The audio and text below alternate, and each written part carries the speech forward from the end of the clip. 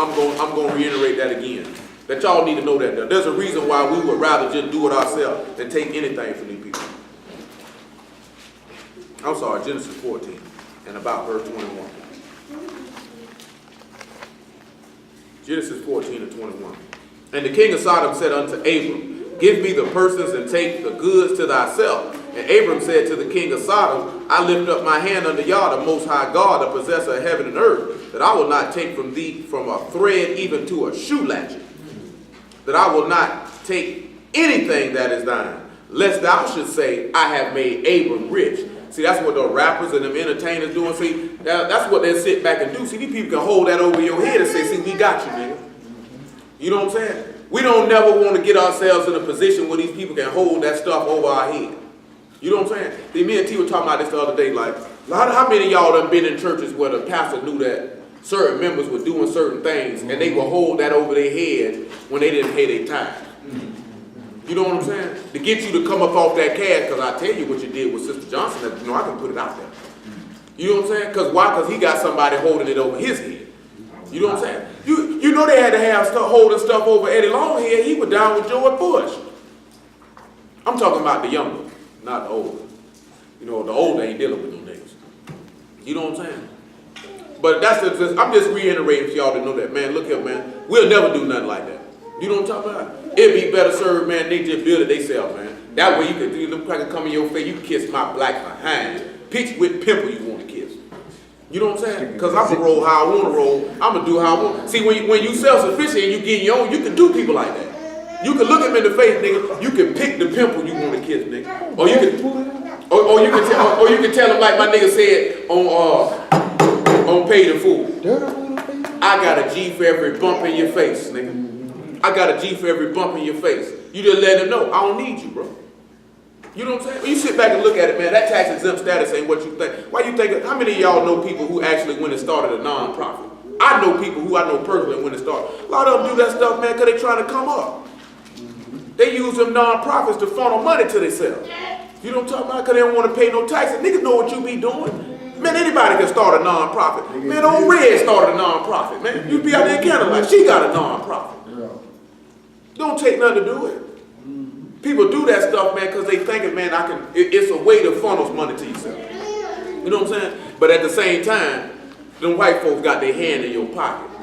You know what I'm saying? And you got to do what they say, and you got to go when they say go, and you got to say what they say, and if they tell you you can't talk it, you can't talk it.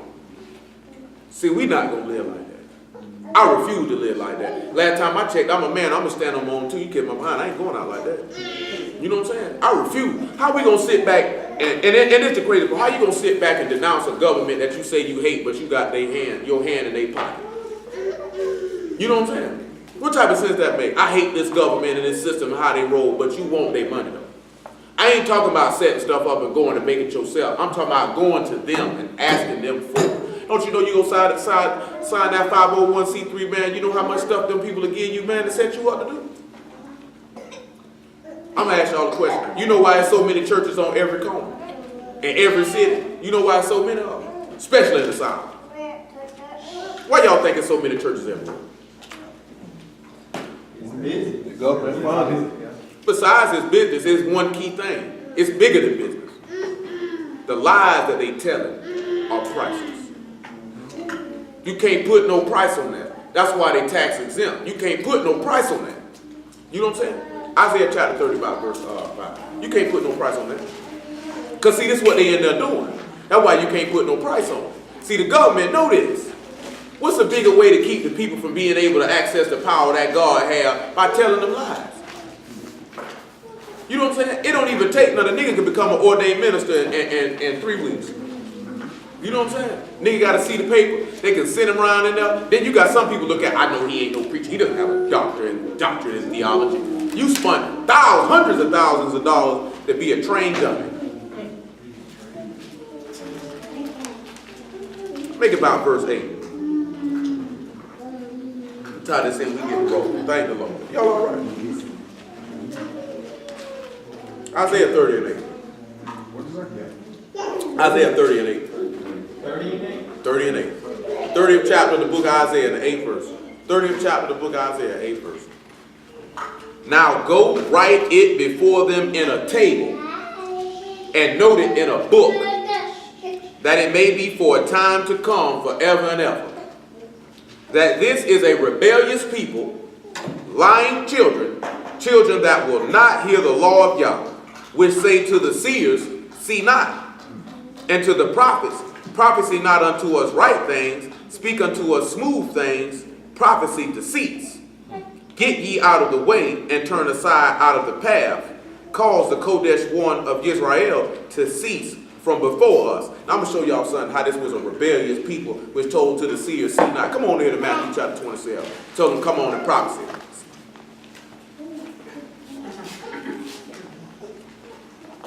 See, one thing about these people is they know people don't want to hear the truth. Just like I said, might tell you, man, like now all of a sudden out of the blue, niggas arguing about verse 62.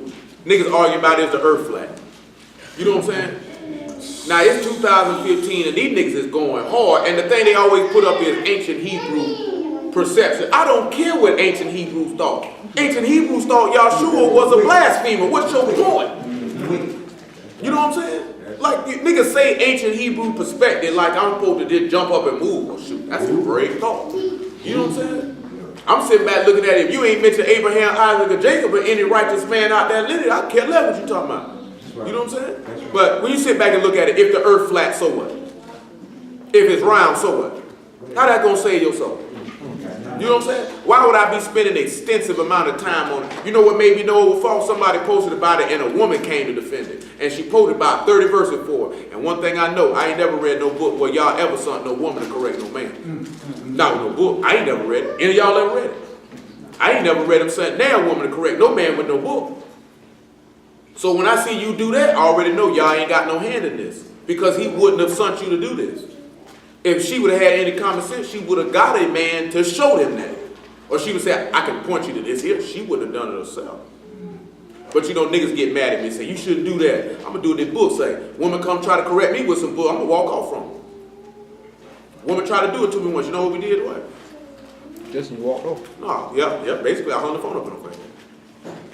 I ain't finna sit there and listen to you sin. What we did with that dude on the phone, we had to try to stop. If you're trying to convince me that the Messiah ain't the law, stop now. You know what I'm saying? Because I'm trying to spare you because you finna blaspheme. You know what I'm saying? You thinking that I'm just being mean, I don't want to hear the matter out. You finna blaspheme. You know what I'm saying? You finna blaspheme. I'm trying to stop you before you start. How many of y'all ever seen somebody finna do something you know it's going to be bad for when you try to stop before they start? You know what I'm saying? I'm trying to stop you before you start. I know what it's heading now. You gon' crash. And when you crash, don't get mad at me, nigga. Because I want you. All right, little listen. 27:62. And the high priest arose and said unto him, answer thou nothing? What is it which these witnesses against thee? But Yahshua held his peace. And the high priest answered and said unto him, I adjure thee by the living God, that thou tell us whether thou be the Messiah, the Son of God. Yahshua said unto them, thou hast said, nevertheless I say unto you, hereafter shall you see the Son of Man sitting on the right hand of power, coming in the clouds of heaven. See, they asked him to prophesy right there and tell us then. They thought he was going to lie. Matthew 27. What? And 62. Man, open your ears, man. You know what I'm saying? But y'all didn't see that there. They just said, he said, find a book and write it in a table. That it's a lying and rebellion people. He had already been telling these people who he was. They wanted him to lie to him and say, no, I ain't the Son of God, man. I've been lying the whole time. But what he came back and told them, you'll see. Then the high priest rent his clothes, saying, he has spoken blasphemy. What further need have we of witnesses? Behold, now you have heard this blasphemy. What think ye? They answered and said, he is guilty of death. He said, then they did spit in his face. Yeah, but you ain't in Matthew. That's not. Oh, it's 26. My bad. Apologize. Langston say, I want that apology quick. Like this here, he said he was reading right in Matthew 26, right along with me. He said nothing. We both over here like that. I ain't been thinking my pain. I ain't be like, he ain't get on here, boy. I'll tell you. He said, well, Matthew 26 and 62. And the high priest arose and said unto him, answer thou nothing. What is it which these witnesses against thee? But Yahshua held his peace. The The high priest answered and said unto him, I adjure thee by the living God, tell us whether thou be the Messiah, the Son of God. Now these people wanted him to lie, basically. You know what I'm saying? Because they already been rebelling, because they took the man to come kill him. You think if he would have told them, no, I ain't the Messiah, they would have let him go with him. They really wanted him to lie. They really didn't want him to say this here, because they already got beef with the man. They hate the man. They ain't want the man to tell them the truth. Yahshua said unto them, thou hast said. He said, you said it, nigga. You know what I'm talking about? So you know what he basically told him? You just bear witness. You know I am. You know I am. Nevertheless, I say unto you, hereafter you shall see the Son of Man sitting on the right hand of power, coming in the clouds of heaven. Then the high priest rent his clothes, saying, he spoke in blasphemy. What further need have we of witnesses? Behold, now you have heard his blasphemy. What think ye? They answered and said, he is guilty of death. Then did they spit in his face and buffeted him, and others smote him with the palms of their hands, saying, prophesy unto us, thou Messiah, who is he that smote thee? You know what I'm saying? See, he's slapping him around, trying this man, because he said, this is a rebellion people, this lying children. We didn't read the verses above, they were already lying on the man, bringing false witnesses on the man. You know what I'm talking about? But he said this stuff was already written in the book, what you were going to do to this man. Because we know Isaiah told you about I turn my back to smiters. We already know they're talking about people spitting in face. How would you feel if somebody came and spit in your face and slapped you around because you told them the truth, and they would rather you tell them a lie? You know what I'm saying? Because they rebellious children, lying children. See, this going back to all they do to say the whole book ain't about the Messiah. The man already told you, I wrote it in the book. See, but you some rebellious lying niggas. So he say to cease the Kodesh one of Israel from before us. Because they wanted these lies, what ended up happening? They killed this man to cause him to cease. Acts chapter 2, verse 21. Then I'm going to show y'all something about Satan too, man. What happened when you go to desire and certain stuff. See, that's what happened. See, them people desired to kill this man, so the Lord let them have the eyes to do what they wanted to do anyway. That's why you had to be careful, man. You be lusting after stuff, want stuff so bad, Lord, just go ahead and let you have that. Some of y'all done been in situations I done told y'all, leave stuff alone, because you're going to keep pushing it. And if I'm telling you to leave it alone, it's because he's telling me to tell you to leave it alone, and you're going to keep on pushing it, and he's going to give it to you, and it's not going to go like you thought it was going to go, because he was trying to keep it back from your retarded behind. But you felt like you knew more than him. So he's going to go ahead, and he's going to let you see what your end going to be. See, he said that about Israel one time. He said, since you want to turn my statue, he said, I turn my back from you, and still let's see what your end going to be. Because I tried to spare you from this. I was trying to tell you, don't go left, nigga. It's bears around the corner. But guess what you want to do? I want to go left. I want to go left. Go ahead and go. Go ahead and go. You know what I'm saying? And then when you went, what happened? You got ripped to pieces. Then you sitting there looking, crying, talking about, I need some help. And the Lord looking at you, I ain't finna help you, nigga. I tried to help you for a half, but you were too stupid to realize it. 2 and 22, actually, of the Acts of the Apostles. 2 and 22.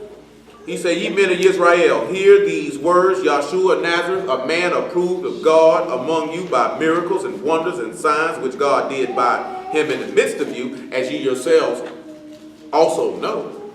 Him being delivered by the determinate counsel and foreknowledge of God, you have taken and by wicked hands have crucified and slain, whom God have raised up, having loosed the pains of death, because it was not possible that he should be holden of it. So you sit back and look at it. They caused the Kodesh one of Israel to cease from before him because they were rebellious, lying children.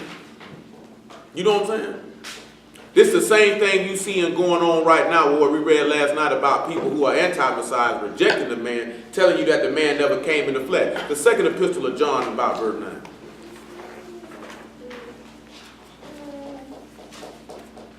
Don't you think when these people, these rebellious, lying niggas who trying to turn you away from your salvation, telling you the Messiah ain't real, the book ain't about it, telling you this man ain't shed his blood to redeem you from you. We didn't look at last night. He said when you hit your servant and he continue for a day or two, if he continue, you won't be punished because he your money. We seen last night what your money is, right?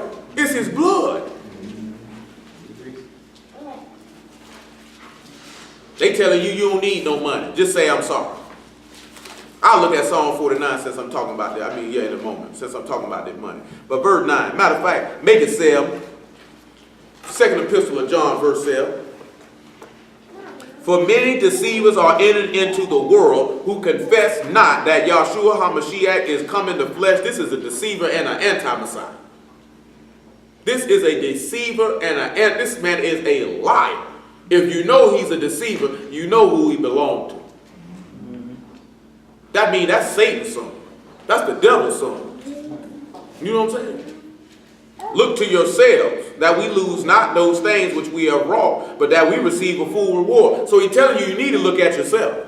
That if you don't begin to put your hand to plow to do the labor to get into the kingdom of God, you better look to yourself that you don't lose nothing, that you get a full reward. Because there ain't going to be no half rewards. Ain't going to be the rewards of eternal life. I'm going to give you half life and half death.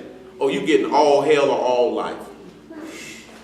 You know what I'm saying? Ain't no in between. You either going to live forever with God or you going to burn forever with Satan and his angels. So you better look at yourself and examine yourself. You know what I'm talking about? That's what a lot of Israelites don't want to do. Not just Israelites, but people, period. You don't want to look at yourself. You know what I'm saying? When we had him on the phone, what that was too, Detroit, like they say, I don't care about none of this stuff. I don't care nothing about no garment. I care nothing about no box. I care nothing about no shoes, no name. My soul is on the line. So if I got to lose it to be saved, I'll lose it. You know what I'm talking about? More people sit back and look at stuff, I don't want to lose nothing. You know what I'm saying? So since I don't want to lose nothing, I try to hold on to stuff and then I make excuses about it. But this stuff gonna pull you down. You ain't looking at yourself. You don't want no full reward. Whosoever transgress and abide not in the doctrine of the Messiah have not God. He that abide in the doctrine of the Messiah, he have both the Father and the Son. So what is the doctrine of the Messiah then? Well, let's look at John 7 and 16. We'll see what the doctrine of the Messiah is.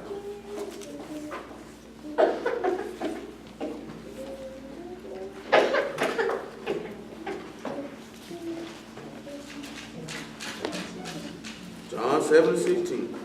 Make it 14. Now about the midst of the feast, Yahshua went up into the temple and taught.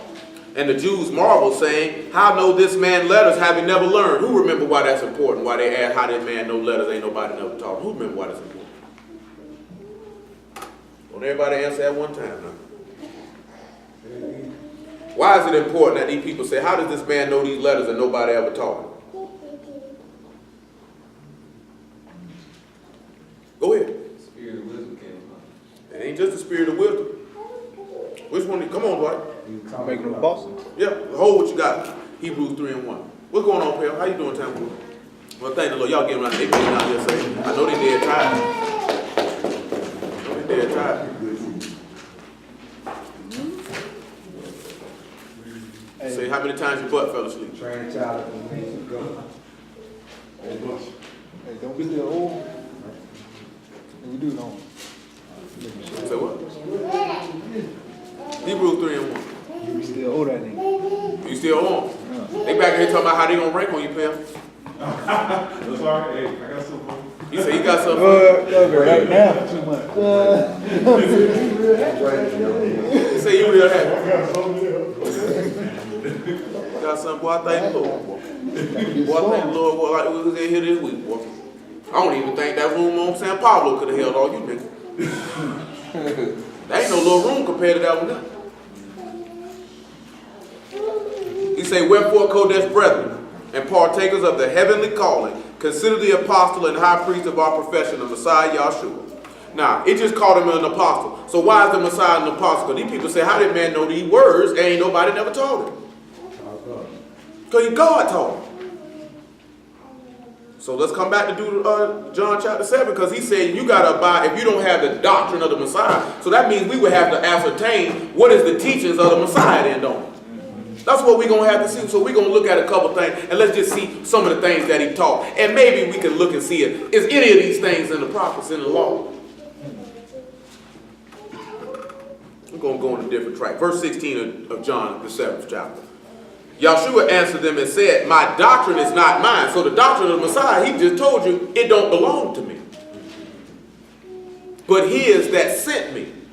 If any man will do his will, he shall know of the doctrine, whether it be of God or whether I speak of myself. He that speak of himself seek his own glory, but he that seek his glory that sent him, the same is true, and no unrighteousness is in him. So he just plainly said, Everything I'm teaching belongs to the man who sent me to teach it. Y'all didn't know that the first thing we read in Isaiah chapter 30 was, he said, go write it on a table and put it in a book. Put it in the book. So that means that had to come before the Son came. He's telling them to put it in the book. You know, it's 3 places where he tells them to put something in the book, right? Who know what one of them is? I mean, you might not know the third one, but I'll wait till some of y'all know the second one. Job is one well. Yeah, as a matter of fact, let's make it 3 then. I wouldn't want to think about it. Job 19. Let's go ahead and look at it. Job 19:25. I ain't have Job in mind, but that is one of them. Now he said his doctrine is not his, right? But he is that son, right? That's what he said, right?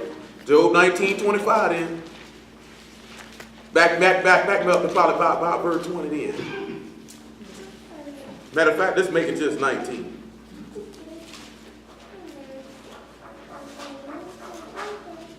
Make it 17. Give you some extra information that we probably looked at in the past, you probably don't remember. My breath is strange to my wife, though I entreated for the children's sake of my own body. Why would he say his breath is strange to his wife?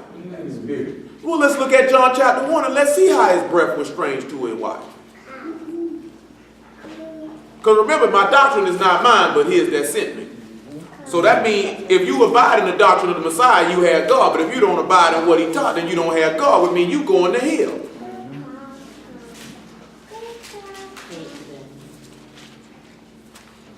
John 1 and about 1. No, we'll drop down, probably about verse 6. There was a man sent from God, whose name was John. The same came for a witness to bear witness of the light, that all men through him might believe. Remember, we just read in 1 Peter last night that your hope might be in God, that your faith might be in God through the money of your servant. Remember, we just read that he said you weren't redeemed with corruptible things like silver and gold, but by the blood of the Messiah. Because this man said, if you remember, we looked at it last night, right? If you hit your servant in the head with a rod and he died, you will be punished. But if he continue a day or two, you won't be punished because he is your money. So like I told y'all last night, if you smack this man upside the head and he died, that means you is no different than the people that stood out there and said, crucify him, crucify him. Every time you commit sin, you with them. You are part of that lying and rebellious children. So therefore you will be punished. You know what I'm talking about? But if you turn to walk in that he was your money, he purchased you with his blood. You know what I'm talking about? Because y'all forget, how many times did this man tell you he was a servant? How many times does the book tell you that? So when you begin to look at certain things that talk about a servant in that book, you ought to be looking at it and say, this might be talking about him. Because he came to serve us. We didn't serve him. When he came on this earth, man, we did not serve him. He served us.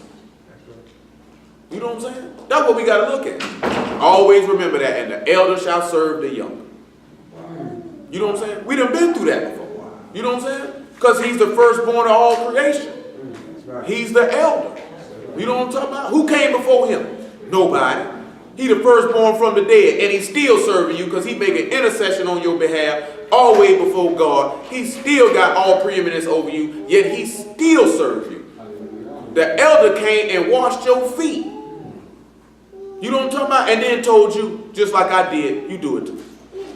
You know what I'm saying? So he's showing you, I came to serve. Matter of fact, he told them that in Luke. He said, who's greater, him that sit at me or him that serve? They say, him that sit at me. He said, but I'm amongst you as one that serves. So if I'm amongst you as one that serves, and you hit me in the head, but I continue a day or two, that means I got up. So if I got up, then I'm not going to punish you because I'm actually your money. Remember, he told you, I counsel you to buy me gold tried in the fire that you might be rich. You're not going to be rich without this man. You know, your slave, when you look back in the old times in this country, your money was based on how many slaves you had. The more slaves you had, the more money you had, because the more work they could do, the more crops they could reap. You know what I'm saying? We sit back looking at, he's our slave, he's our money. But you have a Hebrew, ain't no way, Messiah ain't no slave. All right. All right. He ain't no slave. Didn't call him a slave, called him a servant, but we know what it meant. He was a slave to the Father, though. Just like Paul told us, we're supposed to be prisoners of hope, a slave to the Messiah. You supposed to be a slave to him because he was a slave for you. Is it, man, and boy, when Paul said in 2 Corinthians 11, man, he say the simplicity that's in the Messiah. Man ain't lie, man. This thing very simple. You know what I'm saying? What we starting at? About verse 8. He was not that light, but was sent to bear witness of that light. That was the true light, which light every man that come into the world. He was in the world, and the world was made by him, and the world knew him not. He came unto his own, and his own received him not. So he was strange to him. Who is this nigga? We don't know who he is. So guess what that means? Y'all remember, some of y'all don't know about this. Some of y'all remember what that nigga Juvie said at the end of 400 Degrees. If you fall away from your home, you are alien. You know what I'm saying? He came down from heaven amongst the world that he made and the people that he made, and he was an alien. He was, because it just said, my breath was strange to my wife. So that means his breath. What is his breath? The spirit, the words that I speak unto you, they are spirit and they are life. It was strange to these people. They stopped walking with him. They didn't believe him. We just read that last night. Still around. He said, my breath. Because you know the word of God is breath. He breathed on his disciples, said, receive the Ruach HaKodesh. Receive the words of eternal life. The word is what raised the son out the grave because it abided in him. That's what got him up. You know what I'm saying? We got to have the same thing in us. He said, if that spirit ain't in you, then you none of here. You know, I used to know a stupid nigga. I ain't gonna call him that. He just got his blog talk show back on. Nigga say 30 minutes. Nigga say you paying the people 30 minutes. You might well keep that money, man, buy you some snacks. You know what I'm talking about? 30 minutes free. No, he got to shoot 30 minutes free. Yeah. You get 30 minutes free.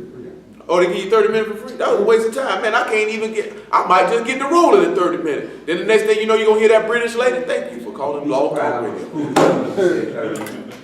Can't get nothing done in 30 minutes. But I used to talk to this nigga. He was like, everybody, he say the Ruach, the spirit is, the words that I speak are spirit. I said, that don't count, bro. Just because we sitting here, okay, we know this man's word is spirit and life, right? Paul told us in Romans 7, the law is spiritual. The book is spiritual. The words are spiritual. But just because I read it to you or you read it, does that mean you possess God's spirit? You got niggas who teach people that. You know what I'm talking about? Oh, see, the words, they spirit, they lie. Come on, man. So that means all the nigga got to do is just open up the book, read it for a couple weeks, and I got it, I'm good. That's how niggas think, though. Yeah, I know you looking crazy, but niggas think like that. Niggas teach that. How many of y'all done heard somebody teach that before? Yeah, if you heard anybody come out of IOG, you done heard it before. Because they teach that. They teach that. They don't actually tell you you got to actually believe and turn from sin to get this man's spirit. They just say if you hear the word. Matter of fact, I'm going to show y'all something. Hold it, Job 19. Come on back over here to Hebrews chapter 6, verse 1. I sat in that very room with a man. He told me, I know people who had the spirit and turned back. I said, nigga, ain't nowhere in the world you going to tell me they had God's spirit and turned back. You's a lying bastard. You think I'm going to believe that? You're not finna convince me of that. By a show of hands in the room, how many people in here think somebody can get God's spirit and go back to sin?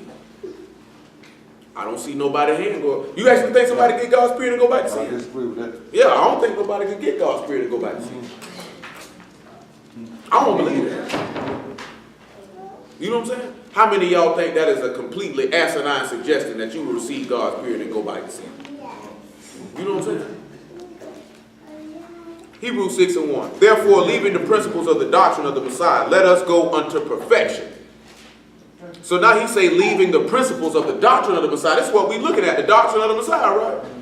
So he talking about once we got the core principles down, we going to be made perfect now.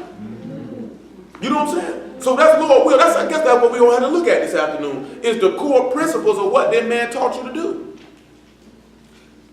He said, let us go unto perfection, not laying again the foundation of repentance from dead works and of faith towards God. So that means if you going on to perfection, that means you ain't got no business committing sin no more. This man just said not laying again the foundation of repentance. So if you're not laying again the foundation of repentance, that means you're not turning from stuff no more. You've already turned because you've already got the principles of the doctrine of the Messiah. You know what I'm saying? So you know if you're turning from if you're not turning back to dead works of repentance, then guess what that means? That means you were keeping the law then. The only thing you can be repenting from is from sinning. You know what I'm talking about? And then he say of faith toward God. So that means now you're no longer at the point where you don't believe God. Now you believe God. So you're the reverse of them people in Isaiah 30. The lying children, the rebellious children who cease to get the Kodesh one of Israel out the way, that won't smooth things and lies told to them. You don't want that no more. Verse 2, of the doctrines of baptisms and laying on of hands and the resurrection of the dead and of eternal judgment. So he said we no longer sitting around teaching people about baptism. You already know it. We ain't rolling around here talking about laying hands on people. You already know what time it is. We ain't around here talking about resurrection of the dead and eternal judgment, though we already know this. But look what Paul say, and this we will do if God permit. He said we're going to do all that stuff still though. Lord let us. But listen to the next thing he said. For it is impossible. For it is impossible for those who once were enlightened and have tasted of the heavenly gift and were made partakers of the Ruach HaKodesh and have tasted the good word of God and the powers of the world to come, if they should fall away to renew them again unto repentance, seeing they crucified to themselves the Son of God afresh and put him to an open shame. Now we read out that they should be cursed. They going to hell. But you see the key thing he said, it's impossible. So these niggas think if you heard the word, then you don't receive the Spirit. How many of y'all heard the word and say, oh, I got the Spirit now? You know what I'm saying? Say, I got it now. I heard the word. That's what the nigga told me. That, oh, you keeping Sabbath and you don't eat swine, you got the Spirit. If you heard the word, you got it. You heard the word and you got the Spirit, but yet you are a whoremonger. You know what I'm saying? But yet you are lustful. But yet you tell lies. But yet you'll open your mouth and say, I'll work Friday night. I ain't going to work Saturday afternoon. I'll work Friday night. You know what I'm saying? Nigga looked me in my face and told me that. I won't work Saturday afternoon is off the tape. You know what I'm saying? But that who, boy? That 5 to 10 shift, I'll be there. You know what I'm saying? The reason why he felt like that, because I don't preach Friday night. So it don't matter. I do whatever I want to do. You know what I'm saying? I keep my appearances up when I bust up and show up at 1 o'clock, 2 o'clock. You know what I'm talking about? Grace and peace, brother. You know what I'm saying? All that type of stuff. But Friday night, nigga, you were loose as a goose. You know what I'm saying? Let me put my Shabbat face on, my Shabbat clothes on, not the church clothes like the Sunday people do. I gotta put my Shabbat clothes on. You know what I'm saying? Put all that on. But it's an epitome of people behavior all across the country though. You know what I'm saying? You just sit back and look at this, man. You really think, man, I'll be out dead on it with you, man. I have no desire to go back and do absolutely nothing that I ever did before the word. None. You know what I'm saying? None. It's unfathomable to even go back and do it. You know what I'm saying? When you see yourself teetering on the edge or going by, you already know you ain't tasting of nothing. How you sit back and you done heard the word? 1 Peter chapter 2, verse 1. How you sit back and you hear the word and you don't sit back, I'm going back. You know what I'm saying? You sit back and look at it like we said, it mentioned that's time back to life. How you go back? How you go back? How you be a partaker of salvation and go back? That doesn't make sense. You're not going to convince me somebody got God's Spirit and go by.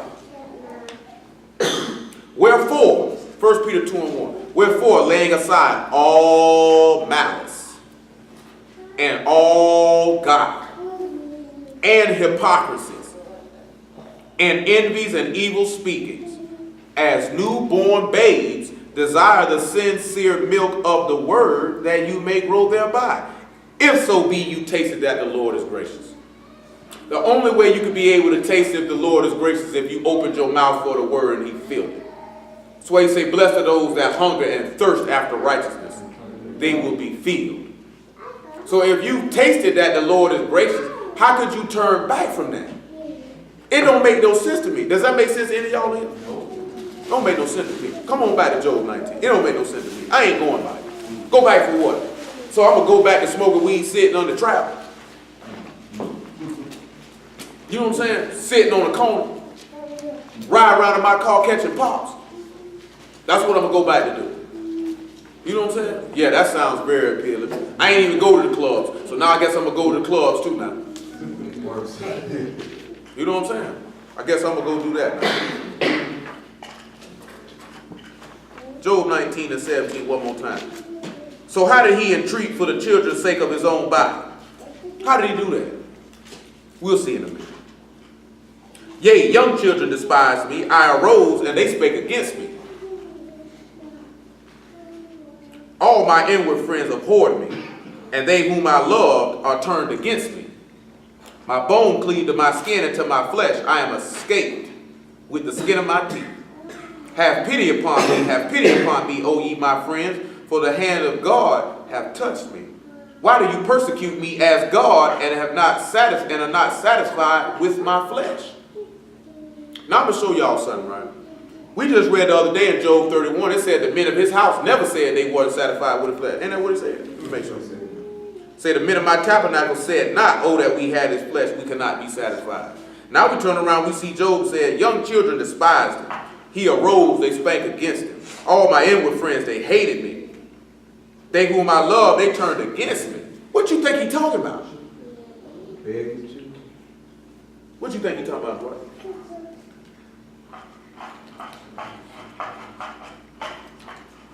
Well, we'll show you how he entreated for the children of his own body. We just read about his body the other day, but I guess we'll read it again. Let's look at Ephesians chapter 5 and verse 23. Hold Job 19, Ephesians 5 and 23. Tizzy, listen. What you doing over there? What that baby at?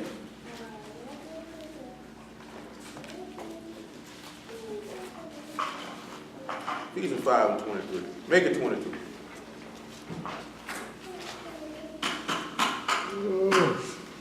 Wives, submit yourselves unto your own husbands as unto the Lord. You know, we done told y'all women too many times, ain't got no, I wouldn't care how dumb or stupid you thought something your husband said to you or you thought it was, you have no business voicing that openly. Ain't really got no business talking bad about your husband or nobody else. You know what I'm saying? Keep that stuff to yourself. If the man tell you to do it, just do it. You know what I'm saying? Just do it. We done showed y'all that too many times. Abigail knew Nabal was an idiot.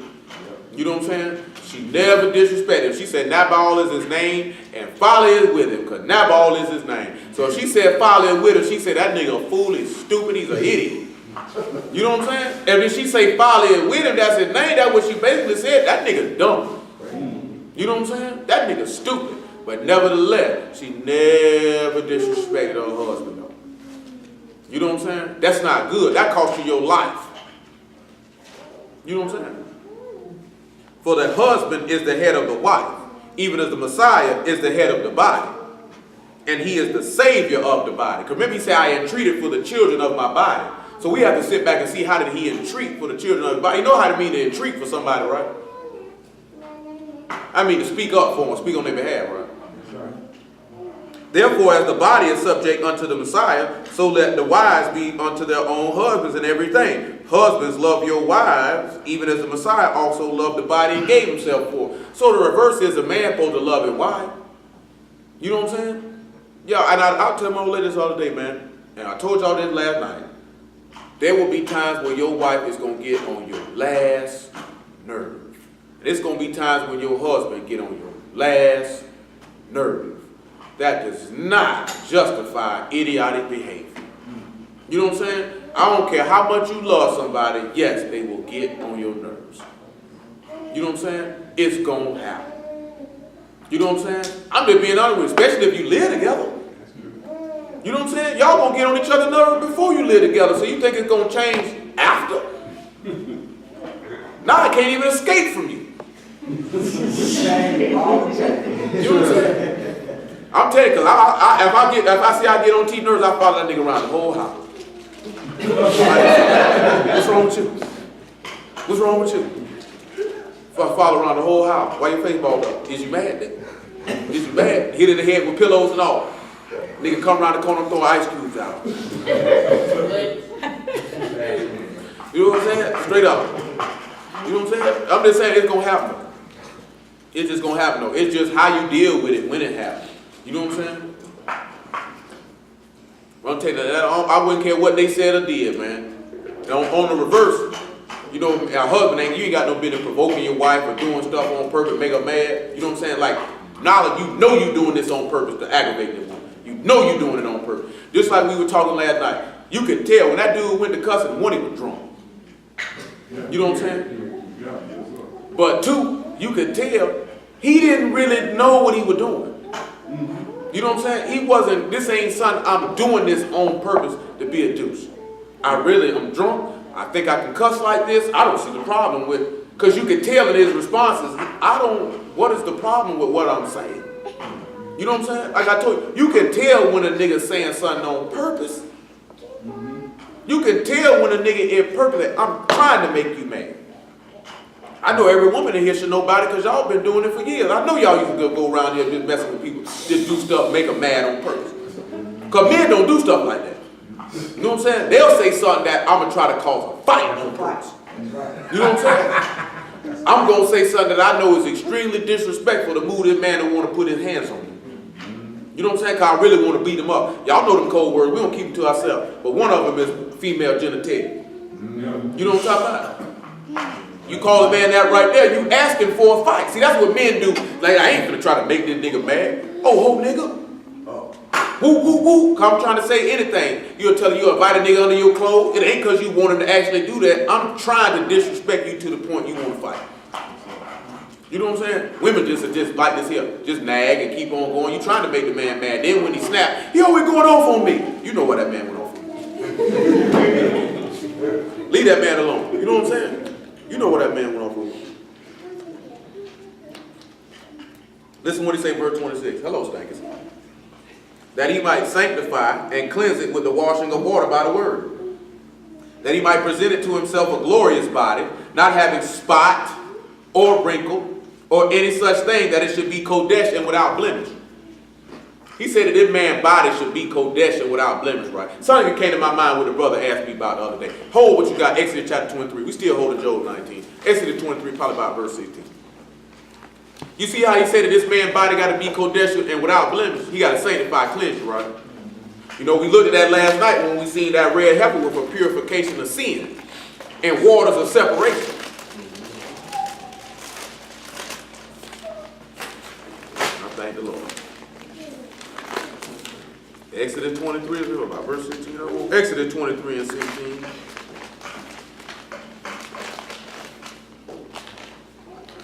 And the feast of harvest, the first fruits of thy labors, because he's your money, right? Which thou hast sown in the field, because he told you, except a seed of corn fall in the ground, it abide alone. But if it die, it bring forth much fruit. And the feast of ingathering, which is in the end of the year, when thou hast gathered in thy labors out of the field. 3 times in the year all thy males shall appear before Yahweh. Thou shalt not offer the blood of my sacrifice with leavened bread, neither shall the fat of my sacrifice remain until the morning. The first fruits of thy land thou shalt bring into the house of Yah thy God. Thou shalt not see the kid in his mother's milk. I'm glad we read this here. Because see, the Jewish people sit back and tell you can't eat a cheeseburger off. You know what I'm saying? What that's talking about is you can't take a goat and cook the goat and milk that came out of his mom. That's all that means. And it says, ain't none of us got no goats. You ain't got to worry about it. You got some goats? Oh, I thought you raised your hand like you got some goats. No, me, no. I'm like, shoot, this nigga goat hurt. He say, well, you know what that nigga name is? What that nigga name in that movie? And Coming to America. That's what that nigga told the people he was a goat herd. He told them he was a goat herd. You know what I'm saying? But that's what that mean though, because them Jewish people, you see them white Jewish people, they'll tell you you can't eat a cheeseburger. That got to be the dumbest thing you ever heard, because a hamburger is beef. And ain't goat. They talking about a kid. You know what I'm saying? So that means you can't, a kid is a baby goat. Baby goat. So he said don't take this baby goat and cook him in his mama's milk. You know what I'm saying? It's simple as that. They say you have to cook him in somebody else's milk. Well, why y'all think this man just told you don't offer the blood of my sacrifice with leavened bread? What's the key word you should pick up in that sentence in verse 18? Let me read it again. Thou shalt not offer the blood of my sacrifice with leavened bread, neither shall the fat of my sacrifice remain until the morning. What is the key thing? Hold on. What is the key thing you noticed in that sentence?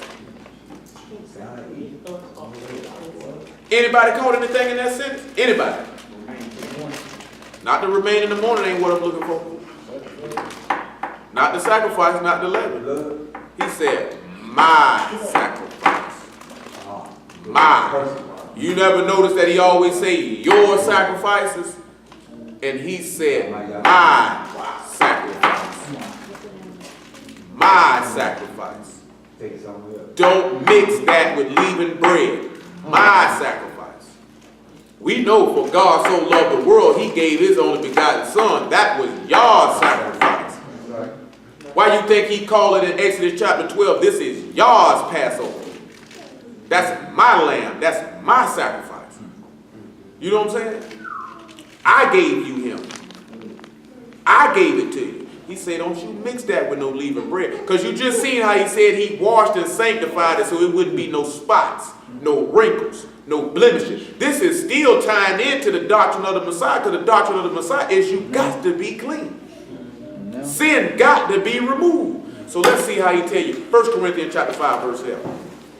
So you know what that's telling you? After that 1 Corinthians chapter 6 and about verse 15. You're not going to come in the Messiah commit sin now. That's not going to happen. That man said, don't you mingle his sacrifice with no leaven.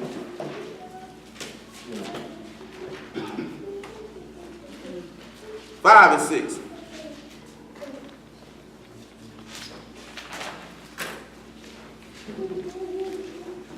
Your glorying is not good. Know ye not that a little leaven leaveth the whole lump? Purge out therefore the old leaven, that you may be a new lump, as ye are unleavened. For even the Messiah or Passover is sacrificed for. He just told you, we just told you the law say that Yahshua is Yah's Passover. That's his sacrifice. You didn't get the son and bring him up and offer him up to God. You didn't do that. God sent him and offered him up for you. Hold what you got. Hebrews chapter 10. Hold 1 Corinthians 5. Hebrews chapter 10. Thank the Lord. Hebrews 10, about verse 4. Thank called God.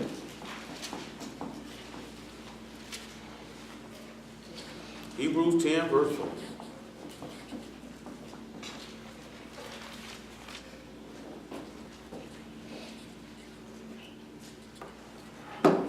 All right, y'all. Hebrews 10 and 4. For it is not possible that the bloods of bulls and goats should take away sins. Those bulls and goats, are those Yah sacrifices or are they our sacrifices? Ours. We bringing that to him. But in wherefore, when he come into the world, he saith, sacrifice and offering thou would not, but a body thou hast prepared me.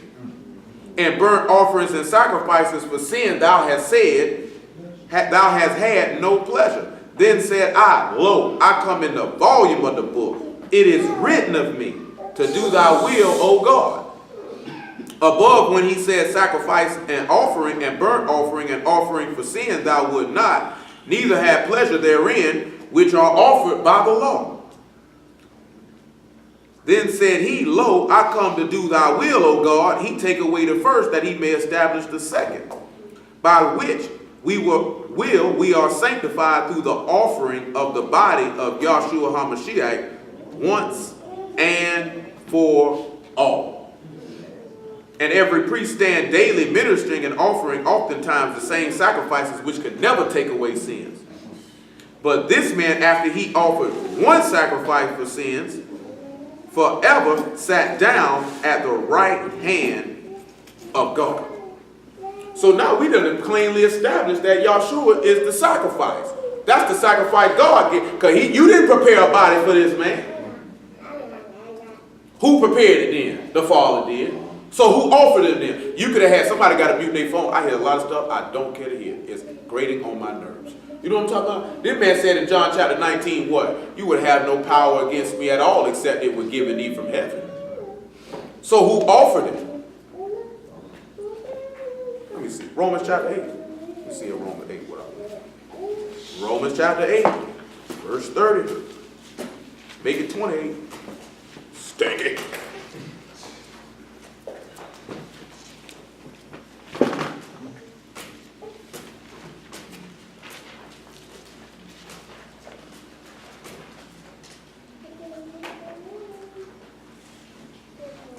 You got peanut butter? Go get me some. You ain't got no shoes on. Go over there with your grandma. Or go with TT. Do something now. Hey, Leah, suck it up.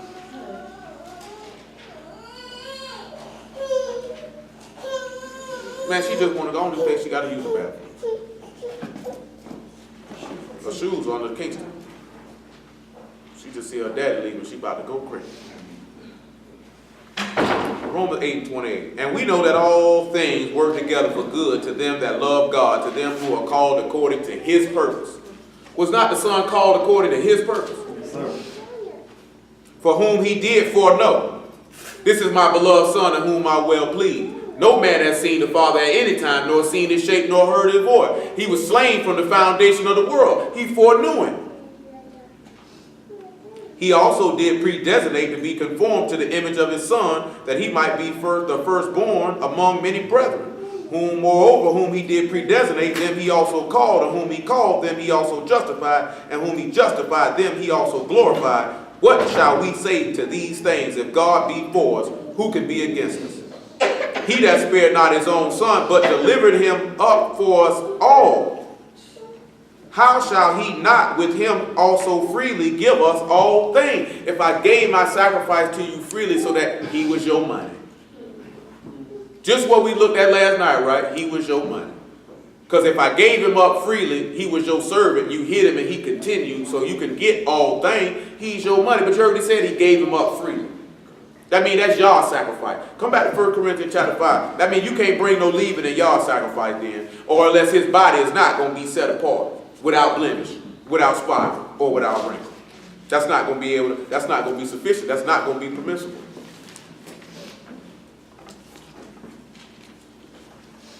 Woo-woo. I'm sitting there everybody like this here, man, Lord will, we don't have a whole room.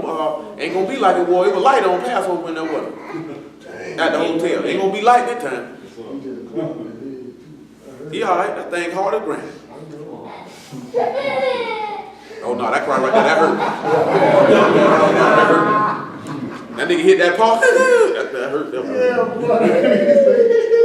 hurt right there. I take that back. Yeah, that hurt. He changed gear. And you can hear it too. He went from 0 to 60. Nigga say, I ain't that tough. So I get hurt every now and then. So I ain't that tough. So we'll read verse 7 one more time. Purge out therefore the old leaven, that you may be a new lump, as you are unleavened, for even the Messiah our Passover is sacrificed for us. Therefore let us keep the feast not with old leaven, neither with the leaven of malice and wickedness, but with the unleavened bread of sincerity and truth. So we see, right, he said, my doctrine is not mine, but his that sent me. The doctrine of the Father was, don't bring no sin, no leaven with my sacrifice. The Son is teaching the same thing. Verse 15 of the 6th chapter of the same epistle of Corinthians.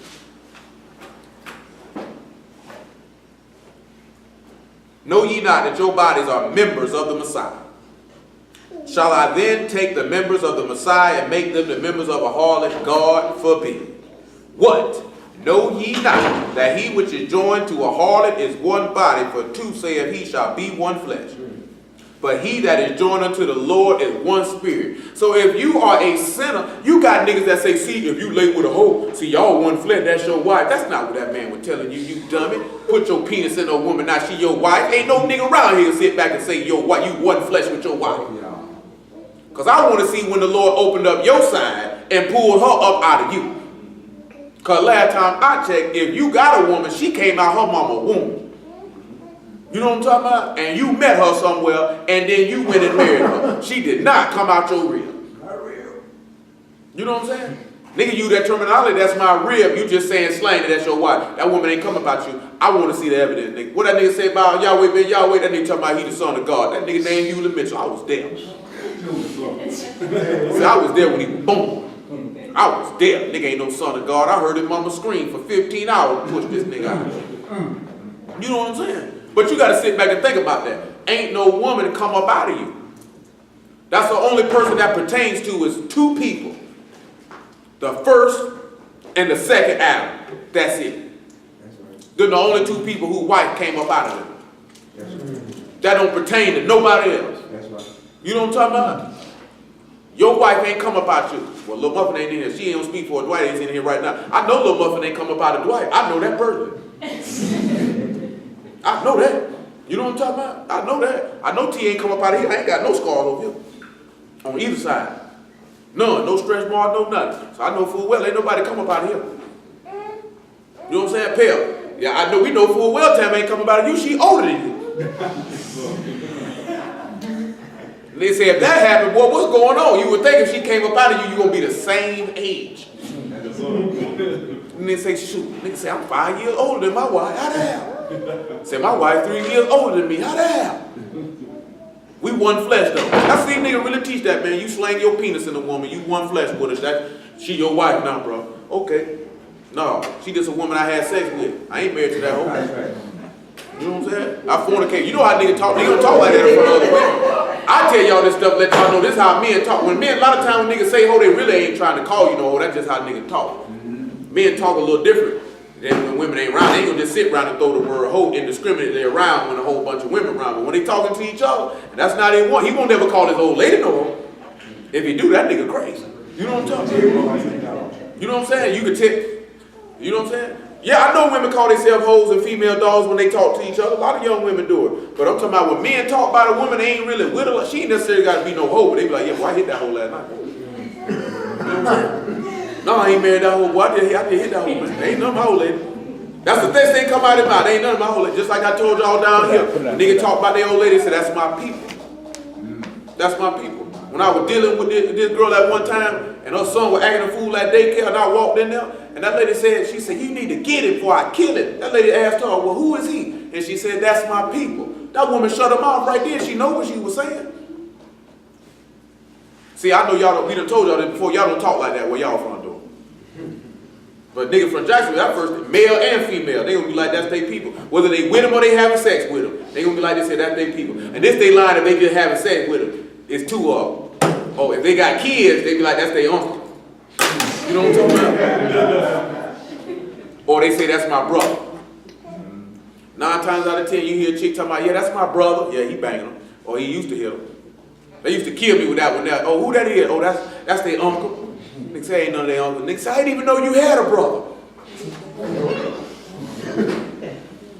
You know what I'm saying? That's the, y'all don't know nothing about it. So I see some of y'all don't know about that whole terminology. How many of y'all use that terminology before trying to explain that to somebody? Who that is? Oh, that's my brother. Niggas say, I know all your brothers. But we just real tight. Like, we drunk.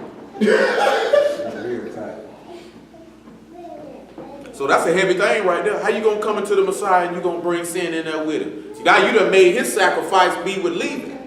He done told you ain't no spots or blemishes on his sacrifice. So guess what that means? You can't bring that in there. So now we sit back looking at it and we seek to be joined in them. That's why Paul told you in Galatians 2, if we seek to build again the things that we destroyed, we become a transgressor. Is the Messiah the minister of sin? God forbid, because we already know what the law say. I can't bring leaving with this sacrifice. But these niggas experts in the law though. I was telling about that video that nigga had being experts in God's mystery. I don't even remember that garbage that nigga spit on there. I ain't heard damn mystery. Nigga tell you about some stuff, nigga don't even know what you talking about. You know what I'm saying? Come on back over here to Ephesians chapter 5. That what the nigga say, we experts in God's mystery. But you can't tell me why that man told me not to put no leaving with his sacrifice though. Who is his sacrifice? Yeah, the brother hit me up on Tuesday about that. He said it was something about it. He said, I know it means something. He said, it just stuck out to me. Why he say my sacrifice? He talking about the son. Don't bring no sin with you. That's why, that tie right back to what we read in Hebrews chapter 6. We ain't laying again no foundations of dead or repentance of dead works. For what? So we in verse 28. So ought men to love their wives as their own bodies. He that loveth his wife loveth himself. For no man ever yet hated his own flesh, but nourished and cherished it, even as the Lord the body. Remember, he said, I entreated for the children of my body. That means I love my children. These are fruit of my loins. Oh, man. For we are members of his body, of his flesh, and of his bones. So how did he entreat for the children of his body? Because he said his wife thought his breath was strange. This words this nigga talking about, because he sat there to tell these people, my doctrine ain't mine, but his that sent me. My words are strange to you? Let's look at Luke 23. Luke 23, about verse 32.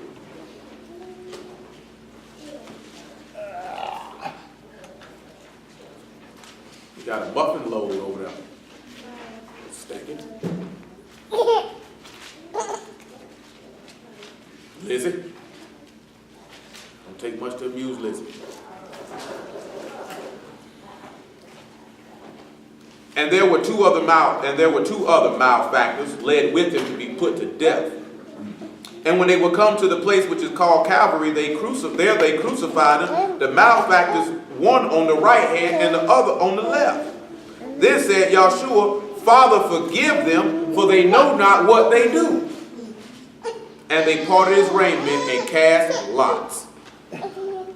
Hold on, listen what he say. And the people stood beholding, and the rulers also with him, derided him, saying, he saved others, let him save himself, if he be the Messiah, the chosen of God. So when we swing back over here to Job 19 again, I thank the Lord. I ain't got to go to no other place for that right there. We just read in verse 27, or 18, that young children despised me, and when I arose, they spake against me.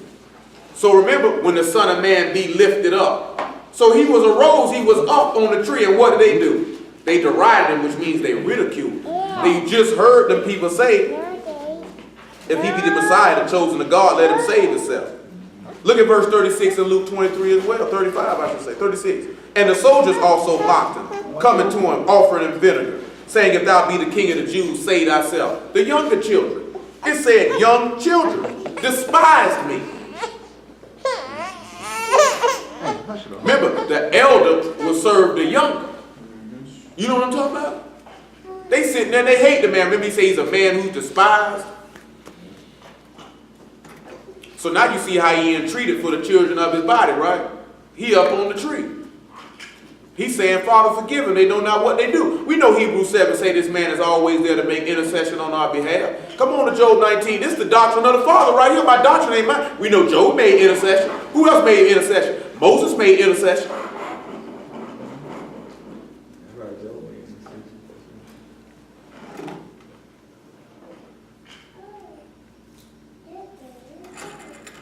You can sit there, man. So how did all this, verse 19 of Job 19, so how did all his inward friends hate him? And those that loved him, how did they turn against him? What you think? Inward friends now. Inward friends. Judas. Oh, there you go. There you go. That was Judas, right? His inward friend. Let's look at John 13 then. We're going to turn the page, thanks. You're turning the page the wrong way. You want to get down? Can you read? Read it for me. John 13 at about verse 18. Can you read it? Read it for me. Thank you.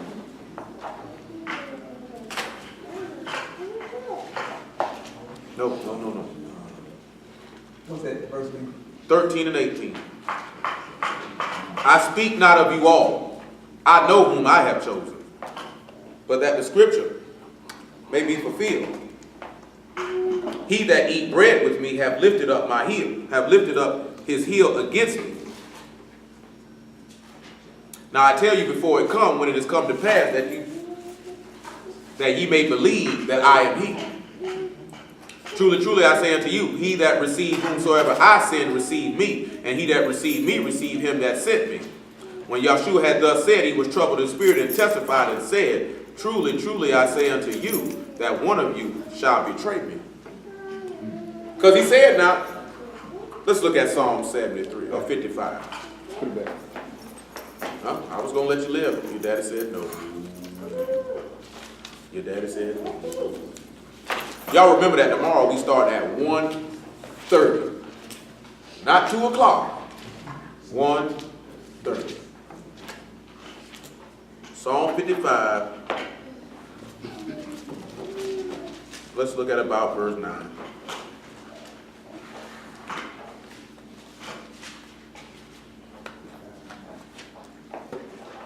Destroy, O Lord, and divide their tongues, for I have seen violence and strife in the city. Day and night they go about it upon the walls thereof. Mischief also and sorrow are in the midst of it. Wickedness is in the midst thereof. Deceit and guile depart not from her streets. For it was not an enemy that reproached me. Then I could have borne it. Neither was it he that hated me that did magnify himself against me. Then I would have hid myself from him. But it was thou a man my equal, my guide and my acquaintance. We took sweet counsel together and walked into the house of God in company. Let death seize upon them and let them go down quick into hell, for wickedness is in their dwellings and among them. You know what happened to Judah? What happened to him? He died. He died. His inward friend hated him, turned on him. You know what that's going to take a bite to? Lord told you in Luke chapter 21. I don't think it's going to happen to you now. I be telling y'all this here. It go right back what we were talking about last night. Luke 21, about 15. Make it 16. I be telling y'all this all the time. Y'all be wanting to cleave and hold on to some of your people. They going to be the one turn on you. Kill that nigga dead. I turn him in. I turn him in. Some of y'all don't realize how serious this is. If you think that these people persecuted the prophets and you think that when the time comes you ain't going to catch it, you might as well go on back in the world and do what you do. You know what I'm saying? Does that mean everybody going to catch that? Everybody going to be jailed and killed? That man say, some of you the devil shall cast into prison. Some of you shall be killed. He ain't say everybody. But you supposed to already have it resigned in your mind that I'm going to die. You know what I'm saying? Me and him that had this conversation 5 years ago, like, we already know. We're probably going to die. Yes, sir. You know what I'm saying? We already know. We're probably going to die. You know what I'm saying? I'm already resigned with the fact that they're going to kill us. You know what I'm saying? That's why it make even more sense if you know you dealing in this way and you married, that if possible, as soon as you can, you get life insurance on you, so that if something happen to you, your wife and the children, they straight. You know what I'm saying? Because you dealing with something, these people don't care for this stuff. They just ain't turned their thoughts and attention toward us yet. See, right now, it ain't no threat, it ain't no problem. They not stressing no Power Rangers. You know what I'm saying? They ain't stressing niggas with bed sheets on. You know what I'm saying? I'm just telling you. You're not no threat to them. Because they know you ain't really talking about nothing and you don't know nothing. When they see them niggas walk around with them outfits on, we ain't worried about you. I'm being dead honest with you. You can think them people care about that stuff. Oh, they be blocking our videos off YouTube. Man, a lot of times them niggas be having copyrighted material in their stuff, man. And people like this here, man, you ain't finna be posting this stuff, nigga. Nigga, that's mine. You know what I'm saying? A lot of times niggas be deleting their videos and be lying, talking about the people took their stuff down, man. They be like, oh, they blocking my Facebook post. It won't let me post nothing. They watch. You know how these niggas ain't real? You know how these niggas ain't real, man? These niggas be talking about, man, y'all better stop, man. They're going to be on the FBI watch list. Oh, nigga. You scared of the feds? Nigga, how you niggas get on here talking about you lions and warriors, but you worry about being on the FBI watch list? Nigga, I don't see the feds. Nigga, we was selling dope and we ain't scared of the police. Nigga ain't like, okay, I don't respect you. I respect your mind. You got a job to do. You know what I'm talking about? I'm not scared of you, though. Guess what? I got a job to do. You think I'm scared of them people? Oh, he preach. I ain't gonna preach that right there. Because see, they might. I ain't gonna post that. I ain't gonna say that right here. Because they gonna get me. They gonna lock me up. They already been to prison. So what? You know what I'm saying? What can you do to me in prison? Absolutely nothing that they wouldn't do if I was locked up for a regular crime. You could beat me. You could starve me. Put me in a room and leave me back there. They do that to niggas in the regular corrections right now, every day. And they ain't in there for nothing close to the word. Nigga in there for carjacking. Nigga be in there for driving on suspended license. Throw a nigga in the cell for 3 weeks. Just because they ain't like it. You know what I'm saying? Nigga be in the box, they ride past the cell, don't shoot his tray in them. You know what I'm saying? He ain't preach no gospel. He ain't said nothing about no word. So what I'm scared of that for? Oh, you scared to die? Can't be but one reason why you scared to die. You know you're going to hell. I'm just being honest though. You can't kill somebody that's ready to die. They couldn't kill the Messiah. That man say, man, there ain't nobody taking my life. I lay it down and I'll pick it up again. So I was already ready to die. Y'all can't kill me. You know what I'm saying? Because I know I'm going to get up again. That's the confidence that he had. I already know it's written in the book. You know what I'm talking about? See, if it ain't written in the book, and you ain't seen it, and you ain't heard it, and you ain't believed it, and then walked in it, then you're going to be a little nervous. Oh, I'm going to fight because them crackers ain't going to kill me. You're going to be the first nigga get shot. Because nigga already knows. The reason why I say that, because when it get real, you ain't going to bust nothing. You ain't going to do nothing. Because you're going to be so worried about you want to portray yourself to be so hard, so instinct ain't going to kick in. You know what I'm saying? So when it go down, you going to freeze. You know what I'm talking about? But if you sitting there looking at it, I ain't scared, I'm going to live my life. If it go down, the first thing that you're going to click at, if it went down and you with your family, the first thing you're going to think about is protecting your wife and children. That's the first thing going to click in your mind. Your instinct's going to click in. You ain't going to be talking about, oh, these crackers ain't going to do that, they going to do that. Well, what I got to do? Whether it's weapons or nothing, I got to make sure that my wife and kids can get up out of this situation. If I die, so be it. But I got to make sure they get up out of this. You know what I'm saying? You know what I'm talking about? If I had to knock a couple niggas down with this Yahweh or this 9 or this whatever case may be, somebody like I said, that's how a man's mind gonna think when that go down. Niggas who ain't gonna do nothing, they gonna be like this here. Niggas, you gonna shoot or what? I seen at that time we was out east, man, because that nigga froze. You know what I'm saying? That nigga froze, boy. That nigga ain't wanna bust at them boys when he did that. That nigga froze, man. I seen it. Cause before I had a chance to grab it, he did. I said, well, we gonna see what he gonna do. Cause I wasn't grabbing it to be hard. All I'm thinking about is they ain't finna hurt this nigga driving. That's the only thing clicked my mind. All that old extra stuff wanna be gangster showing up, they not finna hurt this man driving, period. That's not happening. You know what I'm saying? So if I gotta shoot one of these niggas dead in between his eyes, he just shot then. You know what I'm saying? We'll deal with the consequences later. But that nigga froze. You can see it when he grabbed the gun, handshaking. You ain't want the nigga looking at it. So is you gonna pick your head out the window or what? You know what I'm talking about? Because if not, you can pass this off to somebody else. You know what I'm saying? Straight up now, you just hold it like you don't know what you want to do. I ain't no killer, but boy, I'm telling you, I don't know what these niggas doing. I just know we on foreign land and a nigga is behind us. You know what I'm talking about? And this nigga cousin just did something stupid. I don't know what's on these niggas' mind. I know this here. We got a burn in here. I'm going to put it to you. You can call me what you want. Only reason because a nigga did, if I would have shot it, I'd have never told the story. But since ain't nothing happened, nigga tell it. Because if nigga would have shot somebody, I'd have went to the grave with that. Other than being baptized and confessing sin, I'd go to the grave with that. I ain't telling nobody about that.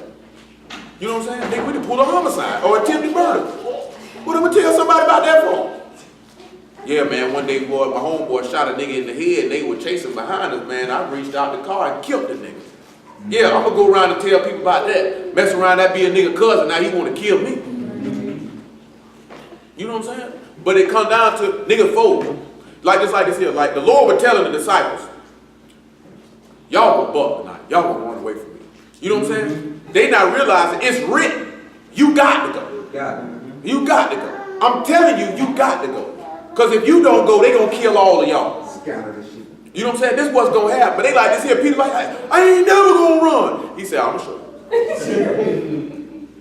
you. That's what he said though. That didn't mean Peter was no coward. Peter was so gung-ho not listening to what the man telling you. This got to happen. Because if the situation were reversed, we already know what the Lord told you. He said, if my kingdom was of this world, you better believe mine gonna fight. So you know if the word was different, oh, Peter wasn't gonna run nowhere. How you gonna run somewhere and he got his pistol with him? Nigga ran up there to try to reach for him. What? You know what I'm talking about? He ain't think twice, he ain't blink. You know what I'm saying? The Lord had to tell him, Peter, man, what you doing? That's how you know, boy. Why you think he said, upon this rock I'm gonna build my house? He know he was a soldier. He knew he was a soldier. You ain't have to do all that there for me, Peter, man. I know what you gonna do. That's why he got grieved when he say, Peter, Lord, I mean. He say, Lord, you know I love you. You asked me. He say, you know I love you. You know I do. He said, you know all things, but he had to do that because you denied me 3 times. So I'm going to turn around and ask you, do you lie? I know you love me, Peter, but there's a reason why I ask you that. You know what I'm saying? But it's the fact that Peter was ready to ride though. You know what I'm saying? There wasn't no thought in their mind, oh, they coming, and he folded. The first thing he thought about is, they not touching him. You know what I'm saying? That's all was clear in their mind. That's my master. They not touching him. I'll kill every last one of these niggas before I let them touch. Or as many as I can before they kill me. You know what I'm saying? That's how a man think. Nigga who ain't no man, he gonna be like this here. Nigga done seen nigga freeze, man. It don't even gotta be in no situation like that. Nigga done seen nigga freeze, man. And they be in there, and it's always a nigga talking about what they gonna do. You know what I'm saying? The niggas who don't never talk about what they gonna do and they get in that situation, nigga be like, boy, I never thought bro would have popped off like that. Because he ain't got to tell you what he was gonna do. He got in the situation he showed you. I done been around too many. I told you about the time I was in that nigga house. He dead now. That nigga showed me a pistol. I told that nigga he wouldn't bust nothing or strike a match in the blackout, and they said, you gotta leave my house. He called me soft. I know you ain't gonna do that. It ain't make no difference because I was in his house. Nigga just asked me a stupid question for that. Talking about when you was in jail, did they make you go on your cell? No, they didn't let me run around the dorm naked and free. What you think? You know what I'm saying? Luke 21:16. Nigga really did ask me that. Unfortunately, nigga murdered him though. Probably about 7, 8 years ago, man. Came in the house and killed him and his dad. Nigga trying to rob him. You know what I'm talking about? Nigga took him out of here. Hey, that's how it happened to you. Go sell dope on the strange land. That's how it happened to you. You ain't from around there. You ain't from North Carolina, nigga. You don't know these people. Nigga set you up. I mean, that's where he got killed at. That's where he got killed. He was in North Carolina. Shoot, nigga, I know went to Texas and caught a case. Nigga, you don't know these people. See, he's out of mind. You know what I'm saying? I mean, hey, it don't happen all the time, but it's niggas that we done known that done went in other places, making moves. Nigga took him out. You always got to be cognizant of that, man. Even if you hustling in a neighborhood that's not yours in your own city, you got to remember you're not from around here.